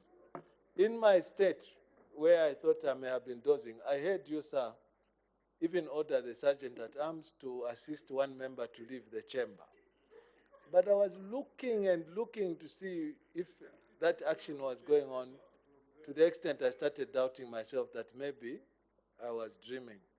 If it was true you did send someone out of the chamber, I'm also worried as a senior member that the consequences of defying your order are much too grave to contemplate, because if someone writes to your office to complain about the defiance of a member refusing to follow the order, and from the convention, having been here for a long, long time, I've been sent away from this chamber before. And I know too well that when you are sent out, you are actually asked to go and reflect and come back even a few minutes later, unless the presiding officer says, go and don't come back tomorrow. Now that I'm clear that I wasn't dreaming, because I saw you point somewhere that the member is still seated in this house, and for the member not to get into trouble, is he in order or she in order to remain seated? I'm told now he has gone. I want to congratulate myself for this point of order, because if I had not done this, I would have personally written, not against the member, Mr. Chairman, but for the protection of the decorum of this House. Because if you fail to achieve your order, to ask a member to leave, you will fail continuously. It will be a precedent set. So let me congratulate the member who has heeded to my point of order for walking out to go and reflect upon his conduct. And I'm thankful for the opportunity to raise this point of order. Thank you, Honorable Member. Still, he has resisted my orders, so I reserve my ruling. Let me study the matter. I will render it later, on a later date. Thank you. May the Honorable Minister continue. Thank you, Honorable Chairperson. I want also to say that the issue of discrimination, especially on the swimmers, I think, Honorable Chair, when I just got into that office, I was greeted by the swimmers that they didn't have the money. And my first task was to find money so that we can give to the swimmers. And they went to wherever they were going. So I think that is not also correct. The position is that we've been assisting everyone. Now, again, I want also to, especially to Honorable Fuwe, who talked about discrimination and segregation. In fact, people should be able to thank me first as minister to act above board. The 50 tankers that someone talked about was given to PF cadres. The first 50 tankers. But we've not repossessed, not even one. Because those people are Zambians. They are Zambians. We have not repossessed, not even one. I'm answering to what someone was saying. So it is important that we set the facts right.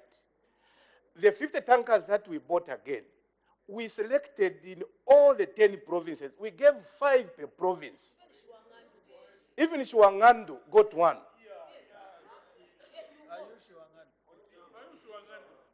Shuangandu district, not the Honorable Kampiongo. So, Honorable Chairperson, I think we've really done very well on this issue. Let the sleeping dog lie. That is very important. Answering to Bangweulu Member of Parliament, thank you very much, Honorable. What we are doing also as the Minister of Youth, Sport and Arts is that, yes, we know that we have those people that are graduating as plumbers, graduating as tailors, and what we are doing is that we don't want these people, when they graduate, to join the queue of those that will be looking for employment. What we are giving them equipment that is relevant to the training that they have undergone, so that they don't join the queue and go and establish themselves with business. So if we have not yet gotten to Kalingalinga and Samfia, I'm surprised, Honorable, because in Samfia, we gave out so many kits to those that were graduating. I was not in Samfia because I was in Chirubi, where someone claimed I took confusion there, but I was just doing my job to go and grab that seat that really belonged to us. Answering to my colleague Kangombe from Sesheke, we are aware that we need to tap talent from every corner of this country. So we have now started what we are calling festivals, sports festivals, youth sports festivals, where in every district to be able to identify talent. Then in every district they will now feed into the province and finally feed into the national teams. So we'll be there in January. In January we'll be in all the districts to make sure that we tap talent in each sporting discipline, so that people now can start knowing that this government has really come to make sure that we promote every talent. As I said earlier, talent is the most well-paid job. Thank you very much, Honorable Chairperson. Maybe before I sit, the target of 3,000, it doesn't mean that it's just a target. In fact, we have even gone beyond 3,000 to 5,000. So I think I should now rest. Thank you very much, Honorable Chair.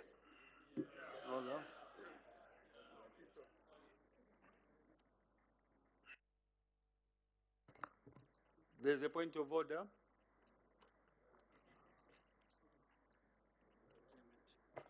Chair, I appreciate the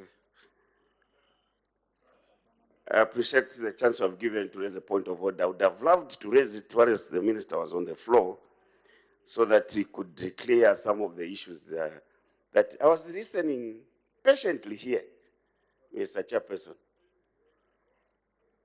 And I'm happy that he got back to his policy statement. Now we are debating again. My point of order is premise. Chair, you need to be fair to all of us. I saw my honorable colleague, minister, there debating a point of order, but mine will be very short, shorter than the honorable minister's. I've been sitting here listening to the minister responding to the issues that were raised by honorable colleagues, and shockingly, some of the issues he was responding to, we didn't hear them being raised by the. I didn't hear anyone raising an issue of the plane. But he further drew me, seated here representing the people of Shiwanganda, sir. But that he has you are given us a supposed tanker. to, honorable member, you are supposed to cite what has been breached. Standing Order 65, sir. So you start from there. Content of speech. Here, I represent the people of Shiwangandu, and the honorable member stands on the floor to inform the whole entire nation that the people of Shiwangandu have received a tanker, which he didn't invite me to go and witness. I don't even know where it is parked. Is in order, sir. And if you had allowed him, I would have allowed him to state properly so that I can go and inspect the size of that tanker and how it is working, who are the beneficiaries, so that I am not made to answer. Because, sir, I know my people of Shongan will be asking to know where this tanker is parked in Shwangandu. Is he in order to tankerize the people of Shwangandu? I'm seeking for serious guidance on this matter, sir. Honorable member, you cited 65.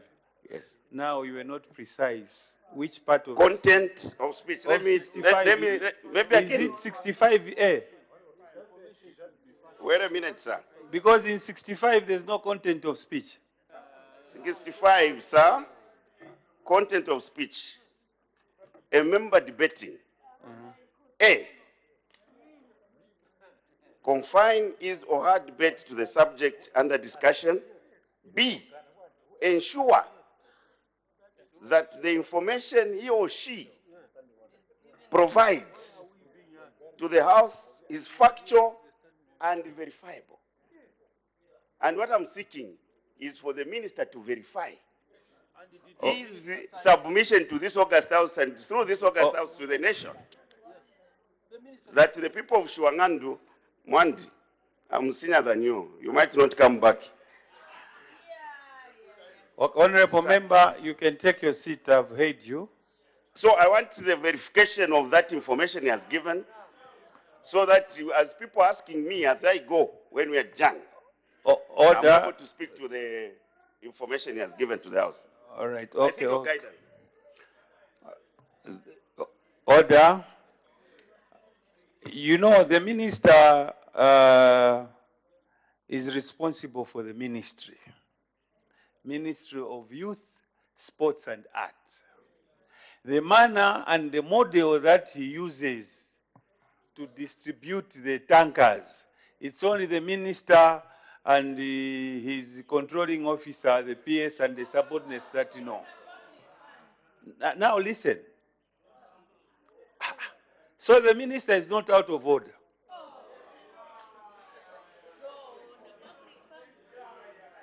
The minister is not out of order.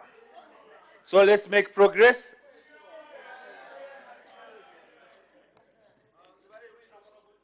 Head 76, Ministry of Youth, Sport and Arts. Head total 269,471,790 kwacha. Any debate? Any objection?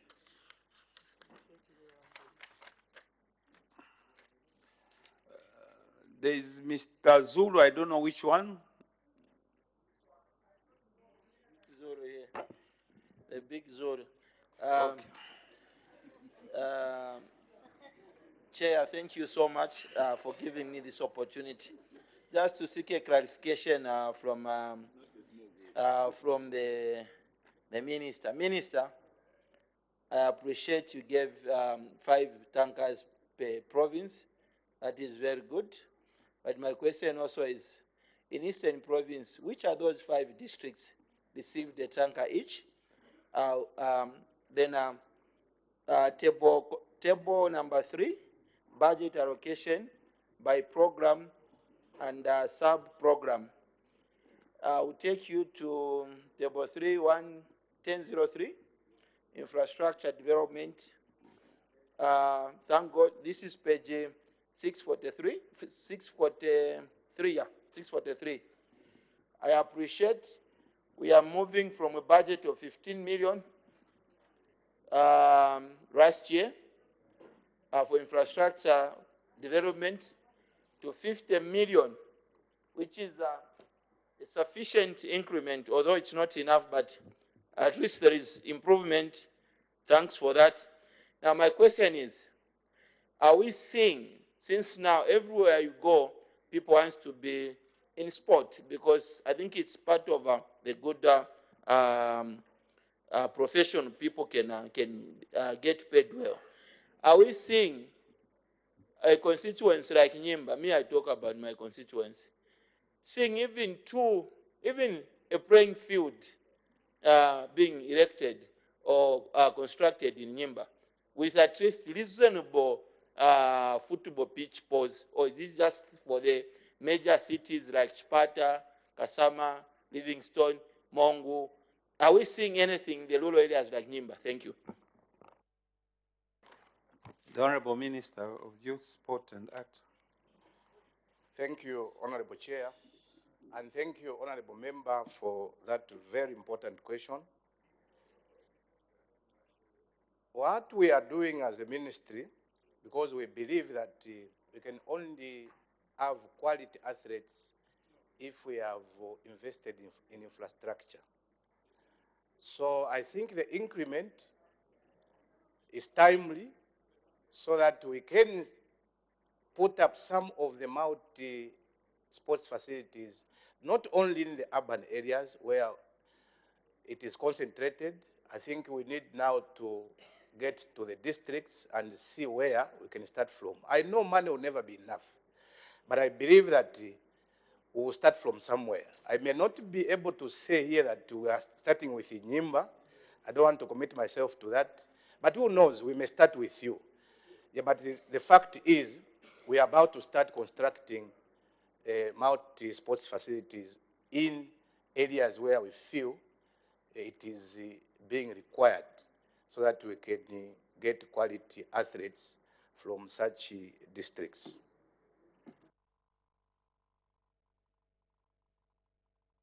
Mr. Msonda. Thank you, Mr. Chairman. I'll ask the Honorable Minister to go to page 641.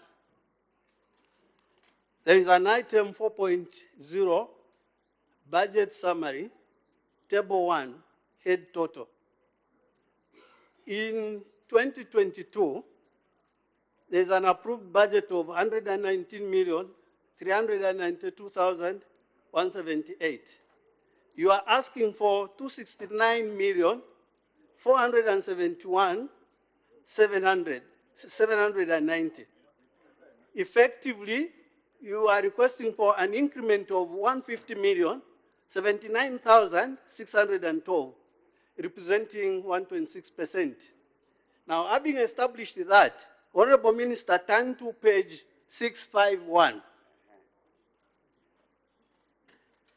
At 651, there's Annex 1, all key outputs and output indicators with their corresponding targets. These have remained constant between 2022 and 2023, except for one, which is the number of youth skills centers constructed. And this you have budgeted at 0 from 3 in 2022. Honorable Minister, what is the justification for asking for an additional 150 million over and above what was approved in 2022, when effectively you have reduced the level of activity in 2023? Thank you.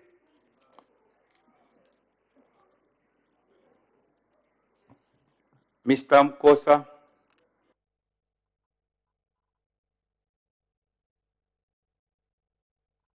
The minister haven't responded. I thought it's just the Honorable Minister, Youth and Sports and Arts. Thank you, Honorable Chair. The Honorable Member is looking for an answer to justify the increment. I will start by saying that previously, women football was not being funded by government. It was FAZ's responsibility. Now, because we attach great importance to sport, as I said earlier, we wanted to be as inclusive as we can so that we motivate our athletes. So the upswing you've seen is, number one, a lot of members of parliament, for instance, they have been looking for equipment.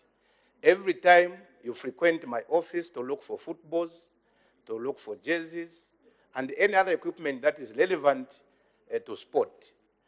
So the increment is an answer to some of your demands, some of your questions. You will see next year in 2023 that every member of parliament will be given footballs and jerseys. So we had to factor in that, and you need to appreciate that, Honorable Msonda.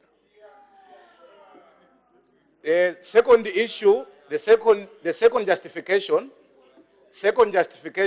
is we have seen that the federations, sometimes there was a lot of discrimination. Some of them previously were not given any money. So what we are introducing next year will be giving grants to every federation so that they can kickstart their participation in the league, and also other issues that may come before them. So for the first time in the history of this country, federations will be getting grants from government. That should also be appreciated. So the issue of golf not being given, the issue of swimmers not being given, would have been sorted out by such grants. Then, again, I want also to say that these are just targets. I gave an example earlier that we targeted about 3,000 youths to graduate from our resource centers, but we went as far as almost 6,000. So even when we have zero, obviously we have funds that we can use in infrastructure development. So I want to assure you that even the resource centers, we have a target of how many. We are just about to make a master plan to see how many resource centers that will be developed in 2023. Thank you very much.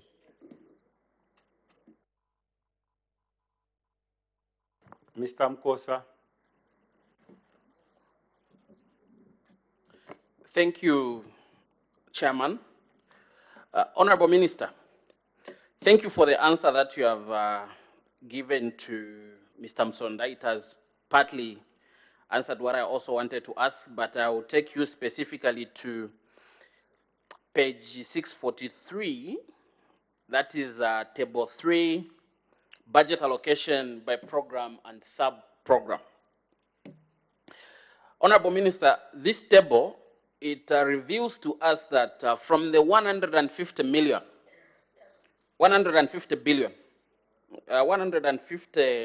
billion, okay, I will take you to the actual program.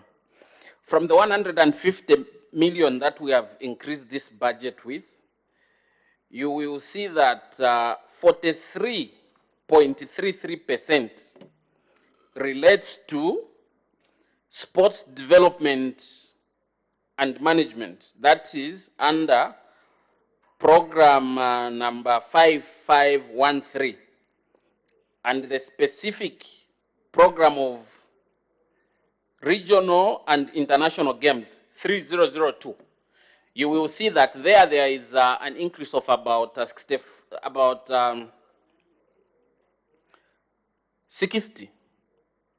million from 25 million, the budget that was there for this year, then there is 85 that we have allocated for next year. Could you kindly shed more light on these regional and international games, Honorable Minister? I thank you, Mr. Chairman. The Honorable Minister, Youth, Sport and Art.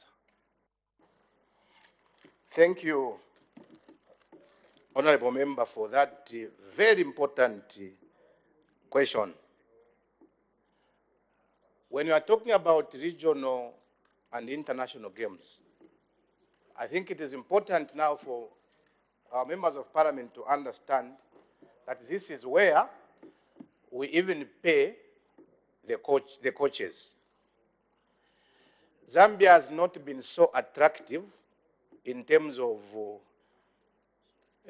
maybe attracting very experienced coaches, those that can give us positive results. The reason is very simple. I will give a practical example.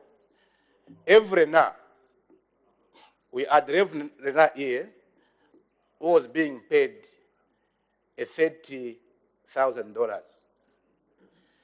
So when he was led by Angola, his pay jumped to about $60,000. So obviously he couldn't come back.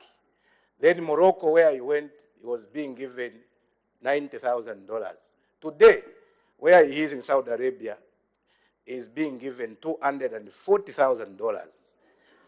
Now, as we are just paying only $25,000 to a coach, and let me take advantage of this opportunity, because the Zambian people always cry for positive results. Now, positive results will always come with a lot of incentives. One of them, you need to pay a coach very well. So we are not so attractive in terms of attracting quality coaches, experienced coaches. So what we thought in this budget was to increase a little bit. That's why, that's justification now. We are now increasing a pay for our coaches so that even when I know we cannot still attract quality coaches, but I think we should start from somewhere instead of just being stagnant just on the same amount that we've been paying. Secondly, I want this house to know that we are hosting the under-18, under-20 African Athletics Championship in April in 2023. And we have also shown interest to host the AFCON 2025. That the House should know. So obviously the upswing is attributed to such factors. Thank you very much, Honorable Chairman. Thank you. Ms. Piri. And I want to appeal to the House that that will be the last question. Thank you, Chair. Honorable Minister, I would like to draw your attention to page 643, Table 3, Budget Allocation by Program and Sub-Program. Program 5511, Youth Development. Sub-Program 1003, Infrastructure Development.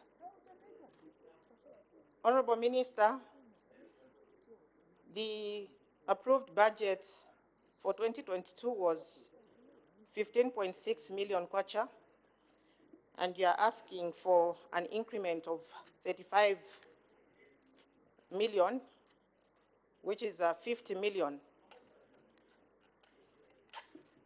I would like to know what kind of infrastructure do you intend to put up and where? Thank you. The Honorable Minister, Youth, Sport and Art. Thank you, Honorable Chair, and thank you, Honorable Member, for that once again important question. I think the last part, I partially touched on it by saying that we are about to make a master plan, because even in Nyimba, Member of Parliament wanted to know if the resource center will be built in this constituency. And I said, who knows? We have not yet certainly see where we are going to put this infrastructure. I may come to this house after everything to tell you where we start from, because by then we would have certainly put up a plan. Then why the jump? In my policy statement, I stated that our 23 youth resource centers are in a dilapidated state. So we need to improve on them. We need to rehabilitate them. We need to buy equipment, because even our students have been queuing for a plane for those that are in carpentry. So we want also to make sure that we assist these resource centers by procuring some equipment, and also rehabilitate. Apart from rehabilitating this infrastructure, we want also to put at least some, even 3 or 4 resource centers where they do not have these skills training centers. Hence, that jump from 15 to 50. Mr. Chairman, I want to thank you. Thank you.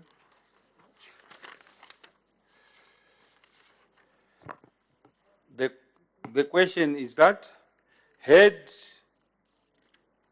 76, Ministry of Youth, Sports and Arts, head total 269,471,790 stands part of the estimate.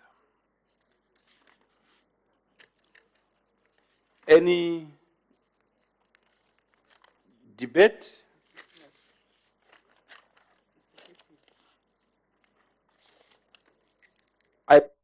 I put the question. The question is that head 76, Ministry of Youth, Sport and Arts, head total 216,471,790 stands part of the estimates. As of the opinion, say aye. Of the contrary, say no. The ayes have it. The question is resolved in the affirmative. Head 76, Ministry of Youth, Sport and Art, head total 269,471,790 is ordered to stand as part of the estimates. Let's move to head 62, Ministry of Energy.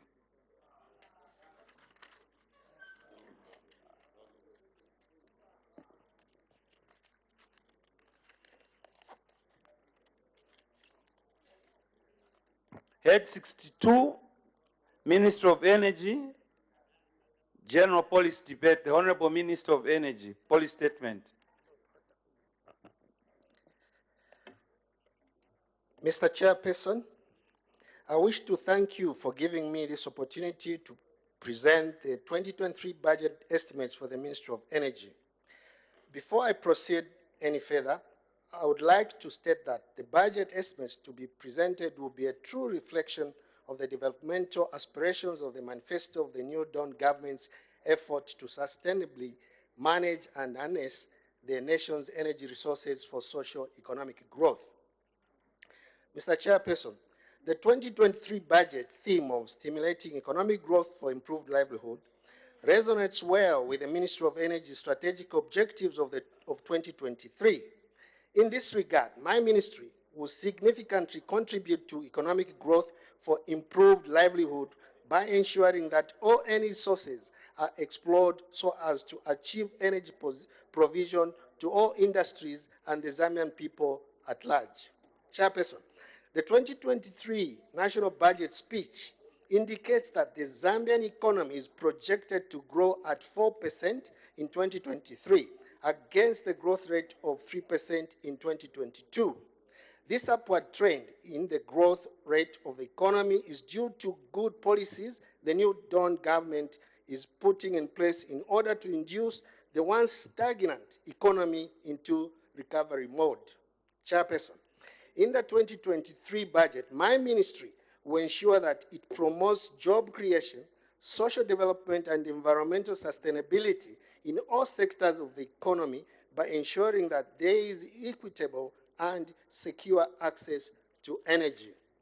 Chairperson, I now wish to table the 2023 ministerial budget estimates. My budget presentation is divided into two parts.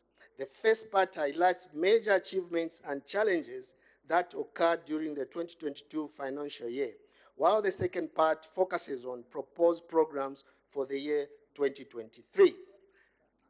2022 performance review. Chairperson, my ministry in the year 2022 was allocated an estimated amount of 1.4 billion kwacha.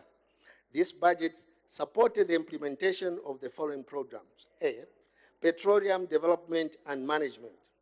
Chairperson, in a bid to ensure sustained supply of petroleum products, government embarked on reforms to restructure the petroleum subsector.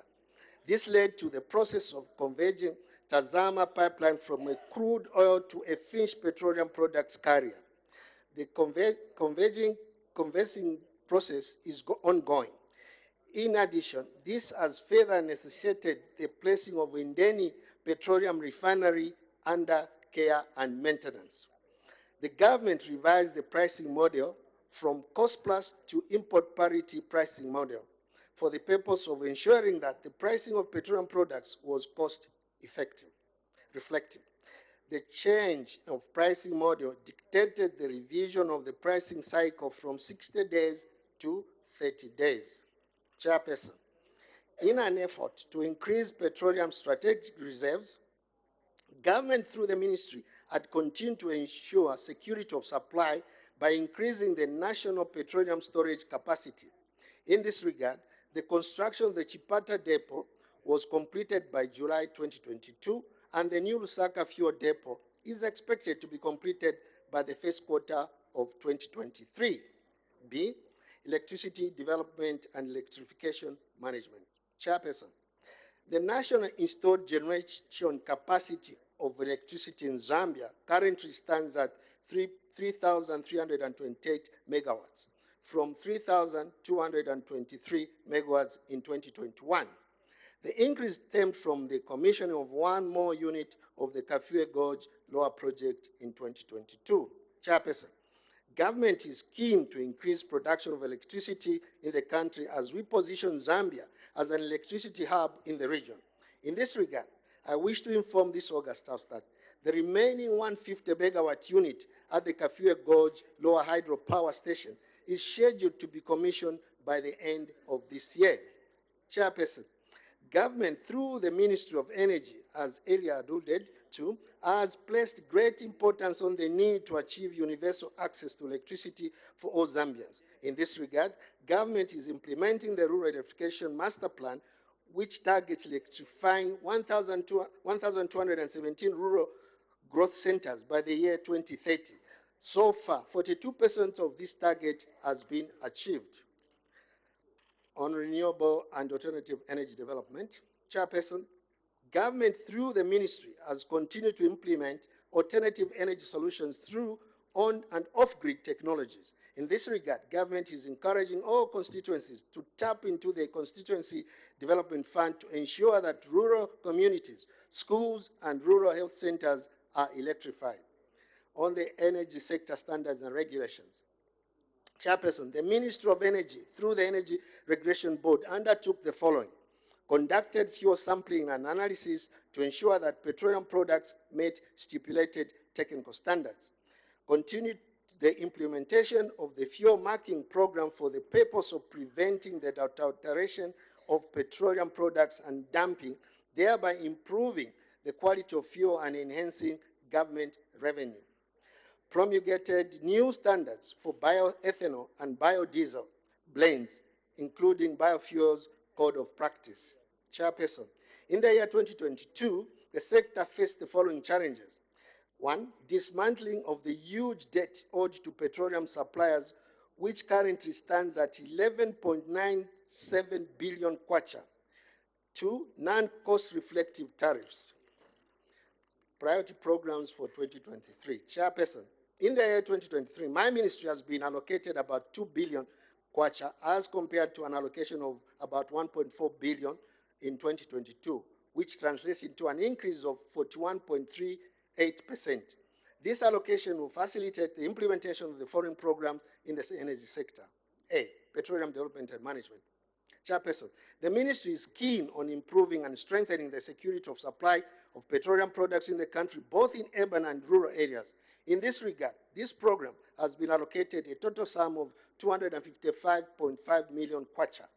This allocation will be used towards dismantling the outstanding debt from the construction of fuel depots in Chipata and Lusaka. Additionally, this allocation will be used for the facilitation of the private sector developments in the construction of the rural infrastructure, such as filling stations and depots. Further, this allocation will facilitate the conversion of Indeni refinery into an oil marketing company, as well as blending of biofuels. Lastly, the funds will also be used to facilitate the development of planned oil and gas pipelines from neighboring countries. B, electricity development and electrification management.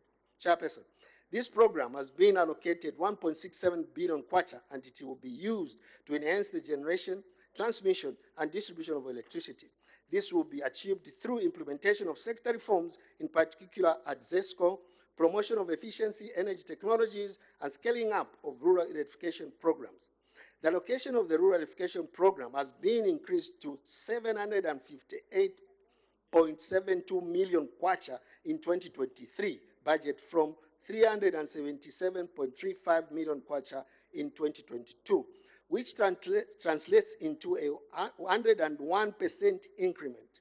The allocation will be used for the implementation of grid extension projects and off-grid projects in rural areas. The ministry also plans to conduct the Energy Access Survey in 2023 for the first time in history. This survey will provide important data and statistics that will be used to measure electricity access in Zambia. C, renewable and alternative energy development. Chairperson, this program has been allocated 8.22 million kwacha. The allocation will be used to ensure smooth facilitation and promotion of the development of renewable and alternative energy sources. Under this program, the ministry will implement the following. 1, promotion of alternative energy sources through developing appropriate regulatory framework. 2, increased application of solar systems in public institutions and installation of clean cooking solutions. D, energy sector standards and regulations. Chairperson, this program has an allocation of 90.65 million kwacha. This program will ensure adequate enforcement of energy regulations and standards by the Energy Regulation Board. E, management and support services. These funds are allocated for the management support services program in order to facilitate coordination and management programs in the ministry. Chairperson, let me conclude by reassuring this August House that my ministry is working hard to develop the energy sector in the face of many challenges being encountered. The new Dawn government, under the able leadership of His Excellency, the President of the Republic of Zambia, Mr. Hakainde Hichilema, is providing an enabling environment that is attracting both local and foreign investment in the energy sector. To this end, I wish to appeal to this August House to support my ministry's budget estimates and priority program for the year 2023. I thank you.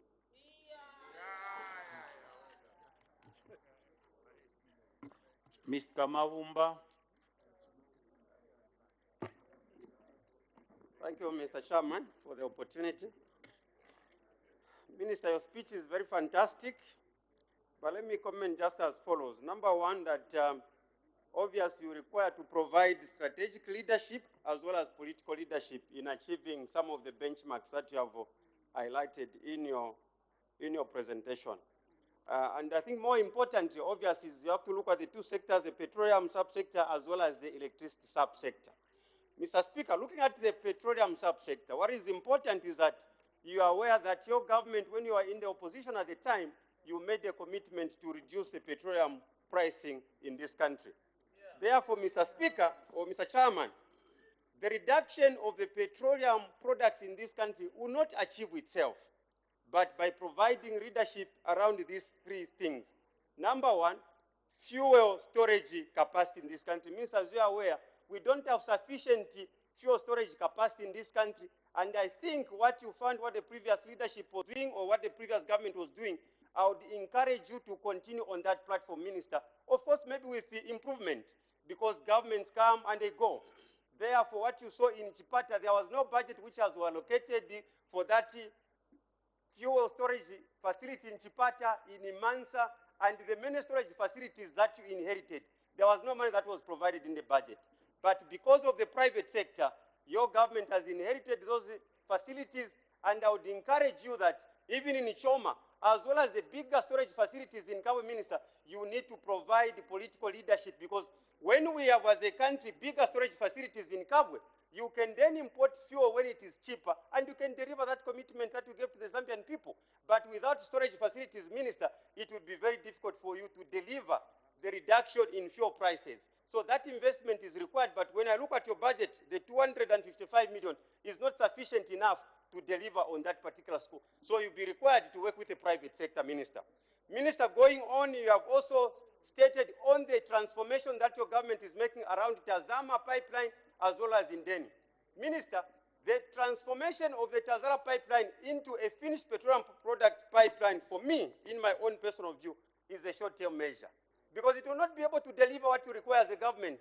What you should have thought about as a government, Minister, and those discussions were already done with the Tanzanian government, is to do a petroleum product pipeline along the existing Tazama pipeline, because even when it comes to environmental assessment, you are not going to spend money as a government because the leeway has already been done. But if you want to get a pipeline from Angola or from anywhere, it is going to be very expensive for your government.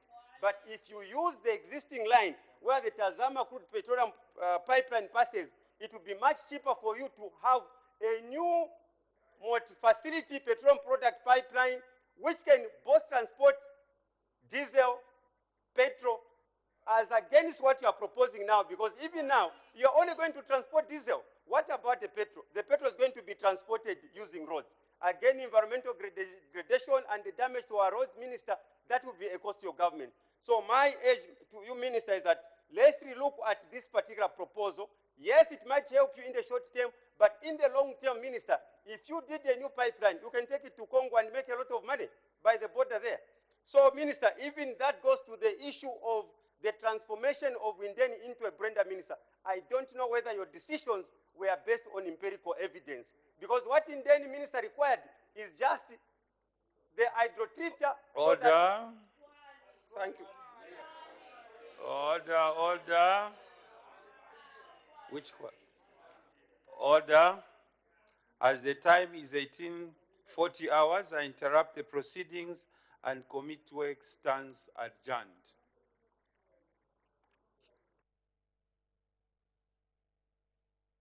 The Committee of Supply will report progress and ask leave to sit again.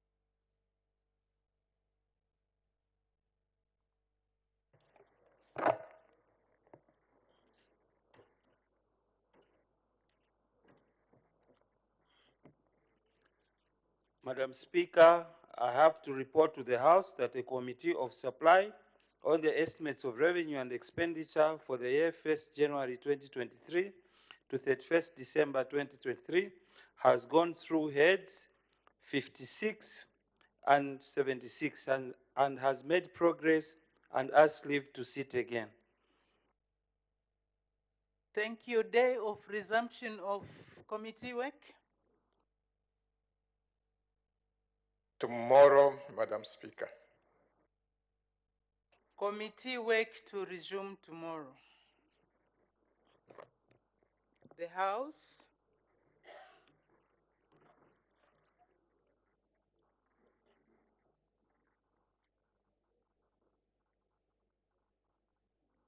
is now adjourned.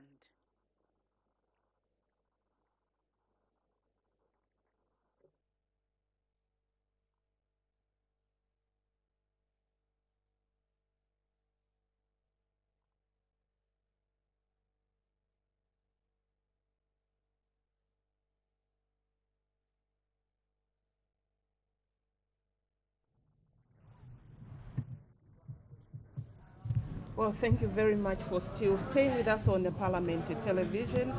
Business of the day has ended with Mwense Member of Parliament David Mavumba adding his voice to head 62, which is under consideration. And before we end business for today, we have a look at what has been discussed on the floor of the House this afternoon. And so when business resumed at 14:30 hours, Honorable Madam Speaker permitted the Minister of Technology and Science, Honorable Felix Mutati, to render a ministerial statement in response to the matter of urgent public importance raised on the floor of the House by Chairman North Parliamentary Constituency, Honorable Yota Mutayachalo, on failure by farmers to access farming inputs due to inactive SIM cards. And in the statement, the minister indicated to the House that in light of the concerns raised by the Honourable Member of Parliament, the minister stated that he was cognizant of the fact that there was need for reliable mobile communication connectivity in supporting farmers who, through the use of their mobile phones, access information on the collection of farming inputs. However, the minister said that he is aware that Mbazi Ward in particular has experienced a communication disruption in the recent past, and so the ministry has directly engaged Zamtel as the main provider in Mbazi Ward to address the technical challenges, and this has since been resolved. He further informed the House that the ministry, through ZICTA, continues to ensure that all reported issues concerning unreliable mobile communication connectivity are verified and dealt with promptly. He further stated that the authority is in the process of upgrading equipment to facilitate monitoring of the quality of service, which will be able to show in real time that the availability of service with accuracy. And so the Minister of Technology and Science added that government wants to ensure that value-added services are available in the rural areas, such as mobile money, FISIP, and social cash transfer, and that he has therefore directed ZICTA to intensify the undertaking of comprehensive quality of service checks and should be in real time to ensure that availability of quality communication connectivity. And in this regard, the minister informed the House that government wants to ensure that added services are available in rural areas, and that government will ensure that enhanced connectivity is unreserved and undeserved, such as the Chama parliamentary constituency. The government has committed to continue supporting the construction of tower projects as well as upgrading of existing towers, and remains committed to safety and security of domestic ICT sector. Thereafter, the House resolved into Committee of Supply to consider estimates of revenue and expenditure, including capital and constitutional expenditure, and so the House considered head 53, Ministry of Green Economy and Environment, and so the approved budget allocation for this particular head is 774,748,986 kwacha. Yes, the House also considered head 76, the Ministry of Youth, Sport and Arts, and the total amount approved for 2023 is 269,471,970 kwacha, and last year's approved budget was 119,392,178. And the House went on to consider head 62, which is Ministry of Energy, and the minister has since rendered a policy statement, and one member of Parliament has since added his voice to this head that is under consideration, which is head 62, and this is Mwense Member of Parliament David Mavumba. So that is what has been discussed on the floor of the House this afternoon. Yes, Martin. And of course, now we come to the end of today's live broadcast. We are glad that you were part of our viewers this afternoon. And remember that tomorrow broadcast starts at 09 hours with Her Honor, the Vice President's question time. So we hope that you find time and be part of our viewers tomorrow. So from all of us at the Parliament Studios, we wish you a lovely evening.